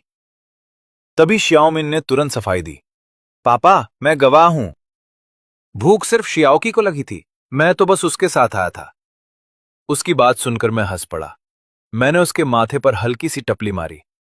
तुम दोनों एक जैसे हो, कोई किसी से कम नहीं है। ये सुनकर दोनों खिलखिलाकर हंस पड़े। कुछ देर बाद लौंगे ने गंभीर होकर पूछा, भैया क्या वो महिला सच में बच्चों की मां है? अब बात छिपाने का कोई मतलब नहीं था। मैंने सीधे जवाब दिया, हां। मेरे जवाब से सब लोग कुछ पल के लिए चुप हो गए। फिर लौंगे ने हंसते हुए अंगूठा दिखाया, कमाल है भाई, इतनी खूबसूरत और इतनी अमीर महिला, आपने तो बड़ा कारनामा कर दिया था। उसकी बात सुनकर मैं बस सिर पकड़कर रह गया। अगर दुनिया में किसी इंसान को संभालना सबसे मुश्किल था तो वो बाई निंगबिंग ही थी।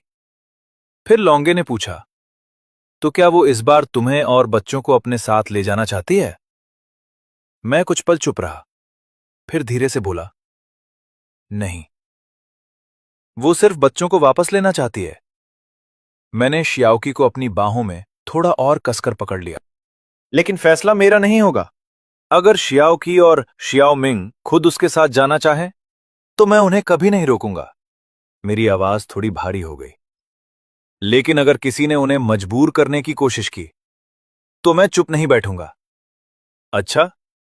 अचानक पीछे से एक ठंडी आवाज सुनाई दी, किसे चुप नहीं बैठने दोगे? मैंने मुड़कर देखा और वहीं खड़ा रह गया। बाई निंगबिंग मेरे पीछे खड़ी थी। वही सख्त चेहरा, वही ठंडी आंखें, मानो पता नहीं कब से हमारी बातें सुन रही हो। मैंने भौहें चढ़ाई, तुम यहां कैसे पहुंच गई? उसने तिरछी नजर से मुझे देखा, ये देखने की तुम अभी तक जिंदा हो या नहीं। बाकी तुम्हारी चिंता करने का तो सवाल ही नहीं उठता। लेकिन अगले ही पल उसकी नजर शियाओकी पर पड़ी और उसका पूरा चेहरा बदल गया। उसकी आंखों की कठोरता अचानक नरम पड़ गई। वो धीरे धीरे आगे बढ़ी, मानो अपनी बेटी को करीब से देखना चाहती हो। उसने हाथ बढ़ाया, शायद शियाओकी के गाल को छूना चाहती थी, लेकिन शियाओकी तुरंत मेरी गर्दन से और कसकर चिपक गई। उसकी आंखों में साफ झिझक दिखाई दे रही थी। उधर श्याओमिंग भी कम नहीं था। वो फौरन भागकर अपनी बुआ की गोद में छिप गया। ये देखकर बाई निंगबिंग का हाथ हवा में ही रुक गया। कुछ सेकंड बाद उसने धीरे से अपना हाथ वापस खींच लिया। फिर उसने मेरी तरफ देखा, मेरे साथ चलो। मैंने शांत स्वर में पूछा, कहां? वापस पहाड़ी कस्बे में। उसने बिना घुमाए फिराए कहा, मैं तुम लोगों के रहने की पूरी व्यवस्था कर दूंगी। घर मिलेगा, गाड़ी मिलेगी और हर महीने इतना पैसा मिलेगा कि तुम्हें किसी चीज की कमी नहीं होगी। उसकी आवाज पूरी तरह गंभीर थी, मजाक का नामो निशान नहीं था। उसकी बात सुनते ही आसपास बैठे सभी लोगों के चेहरे बदल गए। सबकी आंखें फैल गईं। लौंगे तो कुछ सेकंड तक बोल ही नहीं पाया। फिर उसने सिर पकड़ लिया, हे भगवान, लोग नौकरी का ऑफर देते हैं, ये तो पूरी जिंदगी का पैकेज लेकर आ गई हैं। और मैं बस चुपचाप बाई निंगबिंग को देखता रहा, क्योंकि मैं अच्छी तरह जानता था उसका असली मकसद पैसा देना नहीं था। वो सिर्फ अपनी बेटियों को अपने पास वापस लाना चाहती थी। मैंने मुंह बनाते हुए कहा, मुझे कोई जरूरत नहीं है। क्या तुम अपनी बेटियों को एक अच्छी जिंदगी नहीं देना चाहती? चलो, तुम अपने बारे में मत सोचो, कम से कम बच्चों के बारे में तो सोचो। तुम्हें भी पता है कि जो चीजें तुम नहीं दे सकती वो मैं शियाओकी और शियाओमिंग को दे सकता हूं। क्या तुम दोनों को लगता है कि अभी की जिंदगी अच्छी नहीं है? ये सुनकर शियाओकी ने अपनी बड़ी बड़ी काली आंखें घुमाई, थोड़ा सोचा और हंसते हुए बोली, मुझे तो सब बढ़िया लगता है, बस पापा मेरे साथ होने चाहिए, वही काफी है। वहीं शियाओमिंग ने तो सीधे साफ शब्दों में कह दिया, अच्छा खाना पीना मिल रहा है और पापा का साथ है, मेरे लिए तो यही सबसे बेस्ट है। इन दोनों की बातें सुनकर मैंने बिना किसी औपचारिकता के उसे जाने को कह दिया। ठीक है, अब तुम यहां से जा सकती हो। बाई निंगबिंग थोड़ी देर चुप रही और आखिरकार उसने अपने दिल की बात पूछ ही ली। तुम मुझसे नफरत करते हो या तुम्हें डर है कि मैं अपनी ही बेटियों को नुकसान पहुंचाऊंगी? दोनों बातें हैं, मैंने कहा। उसने तुरंत सफाई देते हुए कहा, पर मैंने कभी अपनी बेटियों का बुरा नहीं चाहा और ना ही कभी ऐसा सोच सकती हूं। तुमने ऐसा क्यों कहा? मैंने तो बस यूं ही बोल दिया, मैंने बात टालते हुए कहा। बाई निंगबिंग ने अपना सिर हिलाया एंड बोली, तुम ऐसे ही बिना वजह कोई बात नहीं बोलते। अगर तुमने ये बात कही है तो पक्का कुछ न कुछ हुआ है। क्या मुझे बताओगे? मैं जानना चाहती हूं। मैं थोड़ी देर चुप रहा और फिर बिल्कुल ठंडे दिमाग से बोला, क्योंकि 5 साल पहले तुमने मुझे और मेरी बेटियों को मारने के लिए लोग भेजे थे। इसीलिए मुझे तुम पर बिल्कुल भरोसा नहीं है और मैं अपनी बेटियों को कभी तुम्हारे हवाले नहीं करूंगा। ये सुनते ही बाई निंगबिंग के होश उड़ गए। वो दंग रह गई। मैंने तुम्हें और अपनी ही बेटियों को मारने के लिए लोग भेजे? ये कैसे हो सकता है? मेरी आवाज अब और ज्यादा ठंडी और सख्त हो चुकी थी। क्यों नहीं हो सकता? तुम मुझसे नफरत नहीं करती थीं? तुम्हें तो यही लगता था ना कि मैंने और इन बच्चियों ने मिलकर तुम्हारी पूरी जिंदगी बर्बाद कर दी। इतना बोलकर मैं पीछे मुड़े बिना वहां से चला गया। बाई निंगबिंग वहां खड़ी खड़ी खुद से ही बड़बड़ाने लगी, मैं तुमसे नफरत जरूर करती हूं, पर मैं अपनी ही बेटियों को जान से मारने की बात कभी नहीं सोच सकती। पर अगले ही पल जैसे उसके दिमाग की बत्ती जली, उसे पूरा माजरा समझ आने लगा। उसके चेहरे पर गुस्सा साफ दिखने लगा और वो गुस्से में बड़बड़ाई, कमीने, मेरी बेटियों पर हाथ डालने की हिम्मत कैसे हुई? एक के बाद एक कई दिन बीत गए, पर बाई निंगबिंग फिर कभी मुझसे मिलने नहीं आई। मैं दिल ही दिल में यही दुआ कर रहा था कि उसने शियाओकी और शियाओमिंग का पीछा छोड़ दिया हो और मुझे भी बख्श दिया हो। तभी अचानक मां ने मेरे चेहरे के आगे हाथ हिलाया। अरे फैंगशियान्यू, फैंगशियान्यू, कहाँ खो गए? जो हम कह रहे हैं उस बारे में कुछ सोचा तुमने? मैं हड़बड़ाकर होश में आया। अरे, हाँ मां, आप लोग क्या बात कर रहे थे? मां ने मुझे घूरते हुए कहा, वही जो हम इतनी देर से कह रहे हैं, जरा उस शादी वाले रिश्ते के बारे में सोचो। मैं बिल्कुल ब्लैंक हो गया। मुझे समझ ही नहीं आया कि बात घूम फिरकर मेरे ऊपर कब आ गई। शादी? कैसी शादी? और किसकी शादी? मां ने अपना सिर पकड़ लिया। हद है भाई, इसका मतलब मैं और तुम्हारी बड़ी मौसी इतनी देर से जो रामायण गा रहे थे, तुमने उसमें से एक शब्द भी नहीं सुना? बड़ी मौसी ने हंसते हुए बात संभाली और कहा, अरे बात यह है कि मेरी नजर में एक लड़की है। वो कॉलेज में प्रोफेसर है और अभी तक सिंगल है। तो मैं सोच रही थी कि क्यों ना तुम दोनों की बात चलाई जाए। ये सुनते ही मेरा सिर चकराने लगा। मैंने परेशान होकर अपना माथा पकड़ लिया। मौसी, मैं अभी इन सब चक्करों में नहीं पड़ना चाहता। मेरा इन चीजों में कोई इंटरेस्ट नहीं है और वैसे भी मेरी पहले से ही बेटियां हैं, तो मैं अब क्यों किसी से रिश्ता जोड़ूं? खामखा किसी और की जिंदगी क्यों खराब करना? मां ने तुरंत टोकते हुए कहा, अरे बेटियां हैं, इसीलिए तो तुम्हें जल्दी शादी कर लेनी चाहिए। तुम खुद सोचो, क्या शियाओकी और शियाओमिंग हमेशा बिना मां के ही रहेंगी? मैंने एक बेबसी भरी मुस्कान के साथ कहा, मां, आप खुद ही सोचो, आज के जमाने में ऐसी कितनी लड़कियां होंगी जो किसी ऐसे मर्द से शादी करने को तैयार होंगी जिसका पहले से ही बच्चा हो, और कितने लोग इस सच को खुशी खुशी अपना पाएंगे? मां ने मुझे समझाते हुए कहा, पर जब तक तुम कोशिश ही नहीं करोगे तब तक तुम्हें कैसे पता चलेगा? क्या पता वो लड़की शियाओकी और शियाओमिंग को अपनी बेटियों की तरह अपना ले। जब उन बच्चियों की सगी मां ही तुम्हारे साथ घर नहीं बसाना चाहती तो तुम क्यों एक ही जगह अपनी जिंदगी बर्बाद कर रहे हो? उनकी बात सुनकर मेरे चेहरे पर एक अजीब सी मुस्कान आ गई। मैंने मजाक में कहा, अच्छा, तो क्या मैं अलग अलग जगह हाथ पैर मारूं ताकि देख सकूं कि कहां ज्यादा आराम से जिंदगी कटती है? मां ने तुरंत मेरे सिर पर एक हल्की सी चपत लगाई और गुस्से में बोली, तुम ये कैसी अजीब बातें कर रहे हो? मैंने उस लड़की को कई बार देखा है। वो बहुत ही सुलझी हुई और अच्छी लड़की है। अगर तुम इस बार मिलने नहीं गए तो देख लेना, मैं सच में नदी में कूद जाऊंगी। मैं बिल्कुल निशब्द हो गया। मैंने कहा, मां, अपनी ही जान की धमकी देकर दूसरों से बात मनवाना, ये पैंतरा आप पहली बार आजमा रही हो? ठीक है, बाबा मैं जाऊंगा। खुश? मानना पड़ेगा, मौसी तो बड़ी भारी एक्शन टेकर निकली। अभी बात चल ही रही थी कि उन्होंने तुरंत मुझे उस लड़की का कॉन्टैक्ट नंबर सेंड कर दिया।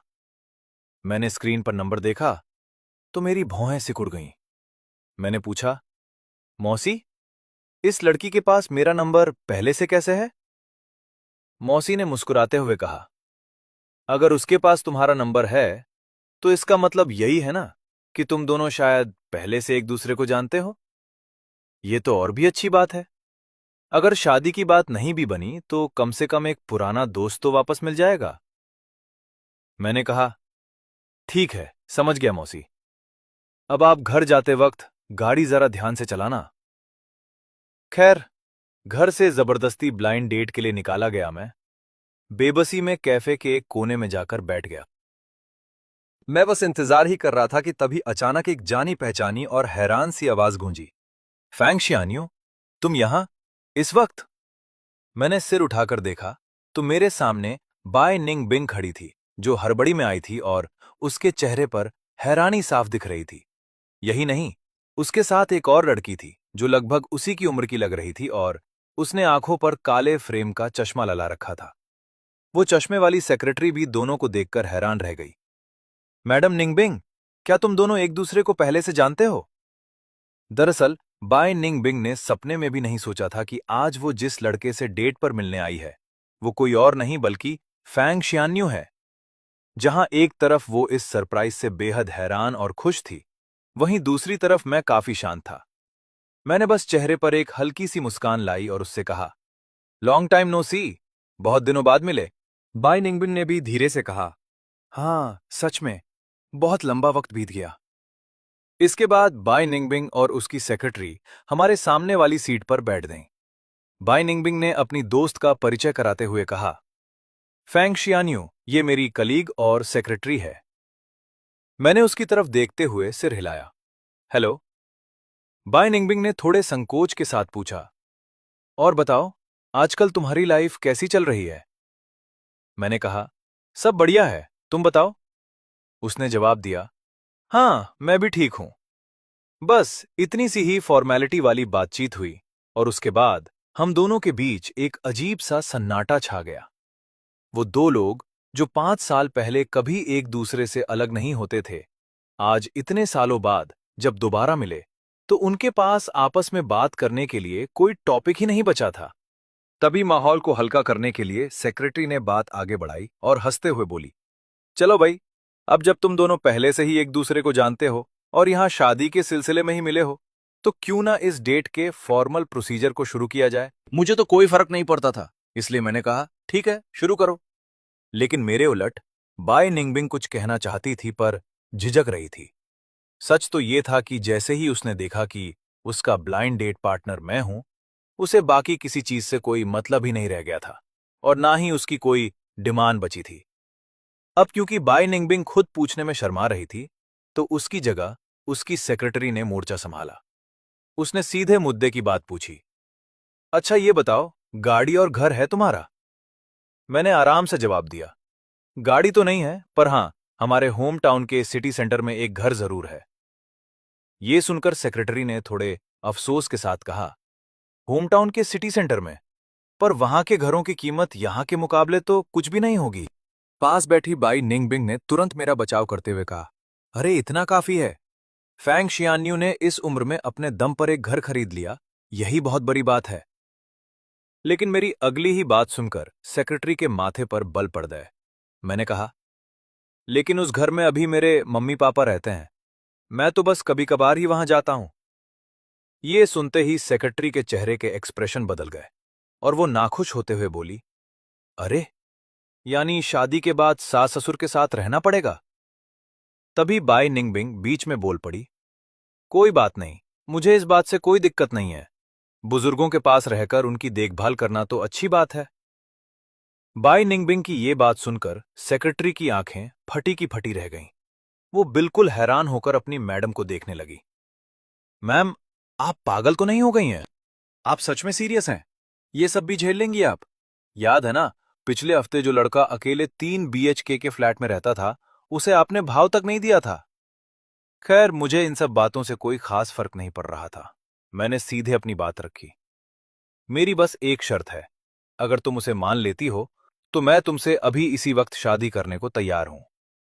ये सुनकर कि मेरे जैसा लड़का भी कोई शर्त रख रहा है, सेक्रेटरी ने तो अपनी आंखें आसमान की तरफ चढ़ा ली। उसके एक्सप्रेशन ऐसे थे मानो कह रही हो, भाई साहब, आपकी अपनी क्या हैसियत है और हमारी मैम की क्या हैसियत है, जरा देखो तो सही। लेकिन बाइनिंग बिंग को इन सब बातों की कोई परवाह नहीं थी। उसे तो बस इस बात की फिक्र थी कि क्या वो और मैं फिर से पहले जैसे हो सकते हैं। वो कभी मेरा पहला प्यार वाइट मूनलाइट थी, और मैं भी तो उसका पहला प्यार था। आज जब उसे दोबारा मौका मिला तो उसकी आंखों में एक चमक आ गई। उसने अपने दिल की धड़कनों को काबू करते हुए पूछा, अच्छा बताओ, क्या शर्त है तुम्हारी? मैंने उसकी आंखों में देखते हुए बिल्कुल संजीदगी से कहा, मेरी 2 बेटियां हैं। दूसरी तरफ श्याओकी अपनी गोद में एक सफेद रंग का प्यारा सा खरगोश लिए एक बड़े से बंगले के मेन गेट पर बैठी हुई थी। वो खरगोश को सहलाते हुए बोल रही थी, खरगोश प्यारे, चलो जल्दी से ये गाजर खा लो। तभी अचानक एक चमचमाती लाल रंग की फेरारी कार कोने से मुड़ी, सीधे उस बंगले के गेट के सामने आकर रुक गई। शियाओकी ने जैसे ही सिर उठाकर देखा तो कार से एक बेहद खूबसूरत, रौबदार और अमीर दिखने वाली औरत नीचे उतरी। शियाओकी ने अपना छोटा सा सिर थोड़ा टेढ़ा किया और अपनी बड़ी बड़ी आंखों को मटकाते हुए बोली, अरे मम्मा। वहीं पास बैठी शियाओमिंग कुछ नहीं बोली। उसने बस अपना सिर झुकाया और चुपचाप खरगोश को गाजर खिलाने में लगी रही। अपनी बेटी के मुंह से अचानक मम्मा शब्द सुनकर बाई निंगबिंग के तो जैसे कदम ही डगमगा गए। वो इस बात के लिए बिल्कुल तैयार नहीं थी। उसने खुद को संभाला और तेजी से दौड़कर उन दोनों बच्चों के पास पहुंची। उसके चेहरे का वो घमंड और गुस्सा अब गायब हो चुका था और उसकी जगह ममता ने ले ली थी। उसने घुटनों के बल बैठकर आंखें नम करते हुए पूछा, श्याओकी, तुमने अभी अभी मुझे क्या बुलाया? श्याओकी ने अपनी लाल लाल आंखों वाली बाई निंगबिंग को बड़े अचरज से देखा। उसने अपने खरगोश को थोड़ा और कसकर पकड़ा और मासूमियत से बोली, मम्मा ही तो बुलाया, क्या आप मेरी मम्मा नहीं हो? पर मुझे अच्छे से याद है, पापा ने मुझसे कहा था कि आप ही मेरी मम्मा हो। अभी उसकी बात पूरी भी नहीं हुई थी कि बाई निंगबिंग ने तड़प कर उसे अपने गले से लगा लिया। यही नहीं, पास ही खड़ी श्याओमिंग, जो वहां से चुपके से खिसकने की फिराक में था, बाई निंगबिंग ने उसे भी खींचकर अपनी बाहों में भर लिया। वो रोते हुए बार बार कहने लगी, मुझे माफ कर दो श्याओकी, श्याओमिंग, मुझे माफ कर दो। ये सब मेरी गलती है, तुम्हारी मम्मा बहुत बुरी है। श्याओकी ने अपना छोटा सा हाथ उठाया और जैसे वो अक्सर अपने पापा के आंसू पूंछा करती थी, वैसे ही उसने बाई निंगबिंग के आंसू पूंछे। वो मुस्कुराते हुए उसे दिलासा देने लगी, मम्मा, आप रो मत, मुझे सब पता है। पापा ने मुझसे कहा था कि मम्मा ने मुझे छोड़ा नहीं है, वो तो बस किसी बहुत जरूरी काम में फंसी थीं, इसलिए मुझसे मिलने नहीं आ पा रही थीं। अब मम्मा मुझसे मिलने आई हैं, इसका मतलब मम्मा का वो काम खत्म हो गया है ना? वहीं दूसरी तरफ श्याओमिंग बिल्कुल शांत थी। उसने कोई हलचल नहीं की, बल्कि उसके हाव भाव से साफ लग रहा था कि वो इस सब से थोड़ा दूर भागना चाहती है। बाई निंगबिंग को जब अपने गालों पर अपनी बेटी के नन्हे हाथों का एहसास हुआ और उसने बच्ची की वो मासूम नादान सी बातें सुनी, तो उसके रोते हुए चेहरे पर एक मुस्कान आ गई। उसने अपनी सुबकियों को रोकते हुए कहा, हाँ बेटा, मम्मा ने अपना सारा काम खत्म कर लिया है, तो क्या अब शियाओकी और शियाओमिंग अपनी मम्मा के साथ घर चलेंगे। जिस माँ के प्यार के लिए शियाओकी बचपन से तरस रही थी, आज जब वो प्यार उसे खुद ब खुद मिल रहा था, तब भी उसने अपना सिर हिला दिया और बोली, नहीं मम्मा, शियाओकी आपके साथ नहीं जा सकती। ये सुनकर बाई निंगबिंग हैरान रह गई। पर क्यों बेटा? अगर तुम दोनों मेरे साथ चलोगे तो मैं तुम्हारे लिए बड़े बड़े आलीशान कमरे बनवाऊंगी। तुम दोनों का अपना अलग कमरा होगा। तुम जो भी मांगोगे, तुम्हारी मम्मा तुम्हें सब कुछ खरीद कर देगी, ठीक है? तभी पास बैठी शियाओमिंग ने अचानक एक ऐसा सवाल दाग दिया जिसने बाई निंगबिंग की बोलती ही बंद कर दी। शियाओमिंग ने सीधे पूछा, और हमारे पापा? बाई निंगबिंग उन दोनों बच्चों को बस एक टक देखती रह गई। उसकी आंखों में अजीब सी कश्मकश थी। उसे समझ ही नहीं आ रहा था कि वो इस बात का क्या जवाब दे। तभी श्याओकी ने भी शाओमिंग की बात का समर्थन करते हुए कहा, हाँ मम्मा, पापा का क्या? क्या आप सच में पापा को पसंद नहीं करती? इसीलिए आप उन्हें अपने साथ नहीं ले जाना चाहती? ये सुनकर बाय निंगबिंग ने अपना निचला होठ दांतों तले दबा लिया। सच तो ये था कि वो खुद नहीं जानती थी कि वो फैंग शियान्यू का सामना कैसे करे। शाओकी ने अपना मुंह फुलाते हुए आगे कहा, अगर मम्मा हमारे पापा को पसंद नहीं करती और उनके साथ नहीं रहना चाहती, तो हम भी मम्मा के साथ नहीं जा सकते। हम सिर्फ अपने पापा के साथ रहेंगे। बाय निंगबिंग के चेहरे पर एक ऐसी मुस्कान आई जो रोने से भी बदतर थी। उसे इस बात पर यकीन ही नहीं हो रहा था। उसने टूटती हुई आवाज में पूछा, पर ऐसा क्यों? श्याओकी, श्याओमिंग, क्या तुम दोनों को अपनी मम्मा की याद नहीं आती? क्या तुम मेरे साथ नहीं रहना चाहते? श्याओकी ने अपनी बड़ी बड़ी आंखें झपकाईं और पूरी ईमानदारी से बोली, मम्मा, याद तो आती है, पर श्याओकी पापा को भी नहीं छोड़ सकती। श्याओकी पापा से दूर नहीं रह सकती।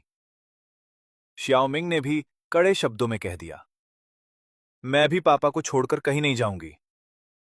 अब बाय निंगबिंग को अपनी बेटी की बात का मतलब अच्छे से समझ आ चुका था। वो इन दोनों मासूमों का दिल नहीं दुखाना चाहती थी, और बस पलक झपकते ही उसने अपने दिल में एक बहुत बड़ा फैसला ले लिया। बाई निंगबिंग ने पूछा, तो शियाओकी, तुम्हारे पापा कहाँ हैं? वो कहाँ गए हैं? लेकिन शियाओकी ने आगे जो बात कही, उसे सुनकर बाई निंगबिंग के पैरों तले जमीन खिसक गई। शियाओकी ने बड़े प्यार से कहा, पापा तो शियाओकी के लिए नई मम्मा ढूंढने गए हैं। शियाओकी, तुम ये क्या कह रही हो? तुम्हारे पापा किसके पास गए हैं? बाई निंगबिंग के होश उड़ चुके थे। तभी पास खड़ी शियाओमिंग ने बात पूरी की। दादी ने कहा है कि पापा हमारे लिए एक नई मम्मा लाने गए हैं और पापा अभी उसी नई मम्मा से मिलने गए हैं। ये सुनते ही बाई निंगबिंग गुस्से के मारे अपने दांत पीसने लगी। वो मन ही मन बड़बड़ाई, एक असली मां यहां सामने खड़ी है। वो तुम्हें नहीं चाहिए? तुम्हें मेरी बेटियों के लिए सौतेली मां ही लानी है ना? उसने अपने गुस्से को काबू करते हुए पूछा, शियाओकी, शियाओमिंग, क्या तुम्हें पता है कि पापा अभी कहाँ है? शियाओकी ने चहकते हुए कहा, हाँ पता है ना, वो सामने कैफे में है। पापा ने कहा था कि वो हमारे लिए वहां से बोबा टी लेकर आएंगे। दूसरी तरफ कैफे के अंदर सेक्रेटरी ने इतनी जोर से चीख मारी कि लगा जैसे कैफे की छत ही फट जाएगी। क्या तुम्हारी पहले से ही बेटियां हैं? बाय निंगबिंग भी बिल्कुल सन्न रह गई। उसे अपनी कानों पर यकीन नहीं हो रहा था। उसने गुस्से और सदमे में अपनी मुट्ठियां इतनी जोर से भींच लीं कि उसके नाखून उसकी हथेलियों में चुभने लगे। उसने कांपती आवाज में पूछा, तुम ये क्या कह रहे हो फैंग शियान्यू? मैंने बिल्कुल शांत रहकर सच बता दिया। मेरी दो बेटियां हैं और वो अब 5 साल की हो चुकी हैं। ये सुनते ही शॉर्ट टेम्पर्ड सेक्रेटरी का पारा 7वें आसमान पर पहुंच गया। उसने झटके से बाय निंगबिंग का हाथ पकड़ा और मेरी तरफ बेहद नफरत भरी नजरों से देखते हुए ताना मारा, गाड़ी है नहीं, घर है तो वो भी मम्मी पापा का है। खुद कोई ढंग का काम करते नहीं हो और ऊपर से दो दो बेटियों के बाप हो। तुम्हारी इतनी हिम्मत कि तुम यहां शादी के लिए लड़की देखन। मैंने बस अपने कंधे उचका दिए। उसके इन तानों पर मुझे कोई सफाई नहीं देनी थी, इसलिए मैं चुप रहा। लेकिन बाय निंगबिंग के लिए यह बहुत बड़ा झटका था। उसकी दो दो बेटियां हैं, वो भी 5 साल की। बाई निंगबिंग का चेहरा पूरी तरह उतर गया और वो अंदर से टूट गई। सेक्रेटरी ने गुस्से में पैर पटकते हुए कहा, मैडम निंगबिंग, चलो यहां से। इस बकवास और घटिया लड़के के मुंह लगने की कोई जरूरत नहीं है। क्या पता वो बच्चियां इसने कचरे के ढेर से उठाई हों, जिन्हें ये आंखों का तारा बनाकर घूम रहा है, और अब चाहता है कि तुम वहां जाकर उनकी सौतेली मां बनो। सेक्रेटरी अपनी बकवास बंद करने ही वाली थी कि तभी पीछे से एक बेहद ठंडी और रौबदार आवाज गूंजी। तुम्हारा बकवास करना खत्म हो गया हो, तो अब अपना मुंह बंद करोगी? मैं जो अब तक सेक्रेटरी को सबक सिखाने ही वाला था, उस आवाज को सुनकर अचानक रुक गया। मैंने जब सिर उठाकर सेक्रेटरी के पीछे देखा, तो मैं दंग रह गया। मैंने हैरान होकर पूछा, तुम यहां क्या कर रही हो? सेक्रेटरी और वो लड़की भी तुरंत होश में आई। उन्होंने जैसे ही पीछे मुड़कर देखा, तो दंग रह गईं। उनके सामने बिजनेस सूट पहने एक बेहद खूबसूरत और अमीर औरत खड़ी थी, जिसके दोनों हाथों में दो छोटी बच्चियां थीं। बाय निंगबिंग ने बस एक ठंडी और तीखी नजर उन पर डाली। उसका रौब और पावरफुल ऑरा इतना खतरनाक था कि अभी तक शेर बन रही सेक्रेटरी की बोलती एक झटके में बंद हो गई। अब उसमें एक शब्द भी बोलने की हिम्मत नहीं बची थी। सेक्रेटरी अनजाने में ही एक कदम पीछे हट गई और डरते डरते उस लड़की के पीछे छुपकर बोली, कौन हो तुम? इसी बीच शियाओकी और शियाओमिंग ने बाय निंगबिंग का हाथ छोड़ा और दौड़कर सीधे मेरी गोद में आ गईं। पापा! बाय निंगबिंग ने ठंडे लहजे में कहा, मैं वही औरत हूं जिसके बारे में तुम अभी कह रही थी कि उसने अपने बच्चों को छोड़ दिया। और तुमने अभी अभी कहा ना कि मेरी बेटियां कचरे के ढेर से उठाई हुई हैं। तो तुम्हारे कहने का मतलब यह है कि मैंने अपनी बेटियों को जानबूझकर कचरे में फेंक दिया था। सामने खड़ी 7 फीट ऊंचे एटीट्यूड वाली बाय निंगबिंग के आगे अभी तक आसमान पर उड़ रही सेक्रेटरी की सारी हेकड़ी पल भर में निकल गई और वो भीगी बिल्ली बन गई। बाय निंगबिंग ने उसकी तरफ दोबारा देखा तक नहीं। वो उन दोनों को इग्नोर करती हुई सीधे मेरे पास आई और उसने आते ही जो बात कही, उसने कैफे में मौजूद हर एक इंसान के होश उड़ा दिए। उसने मुझसे कहा, घर वापस नहीं चलोगे? अगर तुम तैयार हो तो मैं अपनी शर्तों में थोड़ा बदलाव करने को तैयार हूं। होम टाउन के उस घर को छोड़ो। मैं तुम्हारे नाम पर 300 स्क्वायर मीटर का एक आलीशान 3.5 मंजिला विला बंगला करवा देती हूं। 2 करोड़ से नीचे की कोई भी 10 गाड़ियां तुम अपने लिए चुन लो और हर महीने 3 करोड़ रुपए तुम्हारा पॉकेट मनी होगा। ये सुनते ही जो सेक्रेटरी अभी तक तमाशा देखने के मूड में थी, उसका चेहरा पूरी तरह पीला पड़ गया। उसने अभी कुछ देर पहले फैंग शियान्यू को जो ताने मारे थे, उन्हें याद करके अब उसका दिल चाह रहा था कि काश जमीन फट जाए और वो उसमें समा जाए। पर बाय निंगबिंग को उन लोगों से कोई लेना देना नहीं था। उसकी नजरें सिर्फ और सिर्फ मुझ पर टिकी थीं। उसने पूछा, तो क्या ख्याल है तुम्हारा? मैंने उसकी इस भारी भरकम डील का कोई सीधा जवाब नहीं दिया। मैंने बस शांति से उसकी आंखों में देखा और कहा, तुम आज भी बिल्कुल पहले जैसी ही हो। हर चीज को पैसों से तौलना और लोगों पर पैसा फेंकना तुम्हारी पुरानी आदत है। इस बात पर बाय निंगबिंग ने कोई पलटवार नहीं किया, बल्कि उसने स्वैग से मुस्कुराते हुए कहा, अब क्या करूं? मेरे लिए पैसा कमाना इतना आसान है कि मुझे सोचना ही नहीं पड़ता। और जब काम पैसों से आसानी से हो सकता है, तो फालतू में दिमाग पर जोर क्यों डालना? वहां खड़ी सेक्रेटरी ने अपनी बेइज्जती को छिपाने के लिए बुदबुदाते हुए कहा, एक ऐसे निकम्मे पर हर महीने करोड़ों रुपए खर्च करना जिसे तुम खुद सबसे बेकार समझती हो। सच में तुम बहुत अमीर हो, पर क्या तुम्हें लगता है कि पैसे से सब कुछ खरीदा जा सकता है? बाय निंगबिंग ने उसकी तरफ देखा भी सा नहीं है, पर मुझे एक बात अच्छे से पता है, हर इंसान की अपनी एक कीमत होती है, और अगर कोई बिकाऊ नहीं है, तो इसका सीधा सा मतलब है कि तुमने उसे अब तक सही कीमत नहीं दी है। मैं तो बस ये देखना चाहती हूं कि क्या मैं अपने पैसे के दम पर फैंग शियान्यू का ये घमंड तोड़ सकती हूं या नहीं। मुझे लगता है इसमें बड़ा मजा आएगा। बाय निंगबिंग को इस तरह घमंड में चूर और पूरी तरह कॉन्फिडेंट देखकर मैंने एक ठंडी हंसी हंसी। मैंने उसे एक लुक दिया, उसकी तरफ से अपना ध्यान हटाया और अपनी दोनों बेटियों को साथ लेकर कैफे से बाहर जाने लगा। पर जैसे ही मेरे कदम कैफे के मेन गेट के बाहर निकलने वाले थे, पीछे से बाय निंगबिंग की आवाज फिर से गूंजी, चलो बैठकर बात करते हैं। अगर तुम आज बात नहीं करोगे तो मैं बिना थके बार बार तुम्हारे और मेरी बेटियों के सामने आती रहूंगी। तुम चाहे दुनिया के किसी भी कोने में छुप जाओ, मैं अपनी पूरी ताकत लगा दूंगी तुम्हें ढूंढने में। क्या तुम सच में मेरी बेटियों को लेकर पूरी जिंदगी इस तरह छुपते रहना चाहते हो? बाई निंगबिंग की इस बात ने मेरे कदमों को वहीं रोक दिया। मैंने थोड़ा सा मुड़कर उसकी तरफ देखा और ताना मारते हुए कहा, वाह, अब तुम दूसरों को धमकियां भी देने लगीं।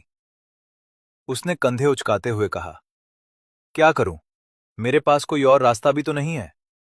तुम जैसे ढीठ इंसान पर ना तो प्यार का असर होता है और ना ही गुस्से का।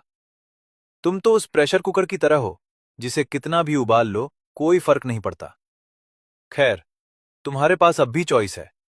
तुम चाहो तो अपनी बेटियों को लेकर अभी जा सकते हो, पर हां, मैंने जो कहा है मैं वो करके रहूंगी। मैं कुछ पलों के लिए बिल्कुल शांत रहा। फिर मैंने अपना चेहरा घुमाया और बिल्कुल शांत आवाज में कहा, पास में ही एक होटल है, वहीं चलकर बात करते हैं। ये देखकर कि मुझ जैसे अड़ियल इंसान ने आखिरकार अपनी जिद छोड़ दी है, बाई निंगबिंग ने भी अंदर ही अंदर राहत की सांस ली। उसने अपना सिर हिलाया और मेरे पीछे बेचे कैफे से बाहर आ गई। हमें इस तरह जाते हुए देखकर उस लड़की की आंखों में अजीब सी कश्मकश और दुख साफ दिख रहा था। वो मन ही मन सोचने लगी, फैंग शियान्यू, पिछले कुछ सालों में तुम्हारी जिंदगी में ऐसा क्या हुआ है? चीजें इस हद तक कैसे बदल गईं? कैफे से बाहर निकलने के बाद मैंने अपनी दोनों बच्चियों को उनकी पसंद की मैंगो स्मूदी खरीद कर दी। इसके बाद हम पास के ही एक होटल में पहुंचे और मैंने वहां कुछ घंटों के लिए एक रूम बुक कर लिया।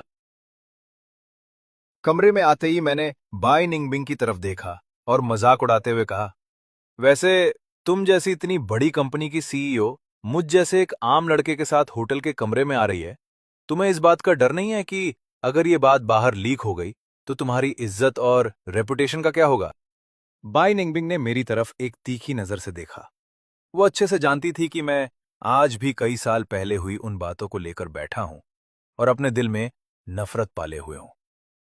उसने तुरंत पलटवार करते हुए कहा, मेरी इज्जत और रेपुटेशन तो सालों पहले ही तुम्हारी वजह से मिट्टी में मिल चुकी है, और जब एक बार बदनामी हो ही चुकी है तो अब वो थोड़ी और खराब भी हो जाए तो मुझे कोई फर्क नहीं पड़ता। मैंने भी तंज कसते हुए कहा, तभी मैं कहूं, तुम्हें रत्ती भर फर्क नहीं पड़ता कि तुम किस तरह के लड़के के साथ होटल के कमरे में आ रही हो। मेरी ये बात सुनकर बाई निंगबिंग गुस्से से लाल पीली हो गई। अगर इस वक्त मुझ जैसे ढीठ इंसान ने अपनी दोनों बेटियों का हाथ न पकड़ा होता तो वो पक्का मुझे एक जोरदार लात जमा देती। खैर, इस घमंडी औरत को इस तरह चिढ़ाकर और गुस्से में देखकर मेरे दिल को एक अजीब सा सुकून मिल रहा था। मैंने बात को आगे बढ़ाते हुए कहा, चलो अब बहुत हुआ, बताओ क्या बात करनी है? जो भी कहना है जल्दी कहो और यहां से रवाना हो। मुझे और मेरी बेटियों को और परेशान मत करो। मेरी बेटियां? ये सुनकर बाई निंगबिंग के माथे पर फिर से बल पड़ गए। उसने बेहद दुखी होकर मुझसे पूछा, फैंग शियान्यू, क्या तुम सच में मुझसे इतनी ज्यादा नफरत करते हो?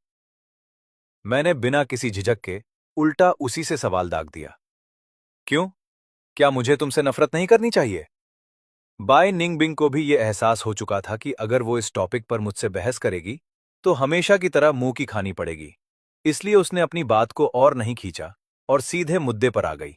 उसने गहरी सांस लेते हुए पूछा, अच्छा साफ साफ बताओ, तुम्हारी क्या शर्त है? ऐसा क्या करना होगा जिससे तुम मेरी बेटियों को मेरे पास वापस आने दोगे?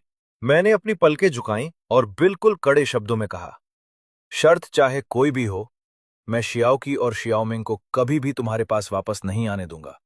भूल जाओ इस बात को। बाई निंगबिंग ने एक ठंडी आह भरी और कहा, फैन शियान्यू, मैं जानती हूं कि तुम्हें किस बात का डर है, पर तुम मेरा यकीन करो या ना करो, भगवान गवाह है कि मैंने कभी तुम्हें या मेरी बेटियों को कोई नुकसान पहुंचाने की बात नहीं सोची और ना ही कभी कोई साजिश रची। सच तो यह है कि अगर तुमने आज से पहले उन हमलों का जिक्र नहीं किया होता तो मुझे इस बारे में कुछ पता भी नहीं होता। मैंने उसकी आंखों में देखते हुए कहा, तुम्हें पता था या नहीं, इससे अब कोई फर्क नहीं पड़ता, और वो हमले तुमने करवाए थे या नहीं, ये भी अब मायने नहीं रखता। भले ही तुम इस सबसे अनजान थीं, पर उन हादसों का कनेक्शन कहीं ना कहीं तुमसे ही जुड़ा हुआ था। ये सुनकर बाई निंगबिंग के चेहरे पर एक एहसास चमका। तो यही वजह है कि तुम इतने सालों तक मुझसे दूर भागते रहे। तुम मुझसे नफरत करने या मुझसे बदला लेने के लिए नहीं, बल्कि बेटियों की सुरक्षा के लिए छुप रहे थे। मैंने तुरंत बात काटते हुए कहा, किसने कहा कि मैं तुमसे नफरत नहीं करता? क्या तुम नफरत के लायक नहीं हो? एक नंबर की बेवकूफ और मुसीबत हो तुम। ऊपर से हर वक्त चेहरे पर वो सड़ा हुआ एटीट्यूड लेकर घूमती रहती हो। मैंने तंज कसते हुए आगे कहा, जो औरत नॉर्मल दिनों में खुद का ख्याल तक नहीं रख पाती, वो मेरी बेटियों को संभालेगी? जाओ, जाकर कोई मुंगेरी लाल का हसीन सपना देखो। बाई निंगबिंग ने परेशान होकर अपना दुखता हुआ सिर पकड़ लिया।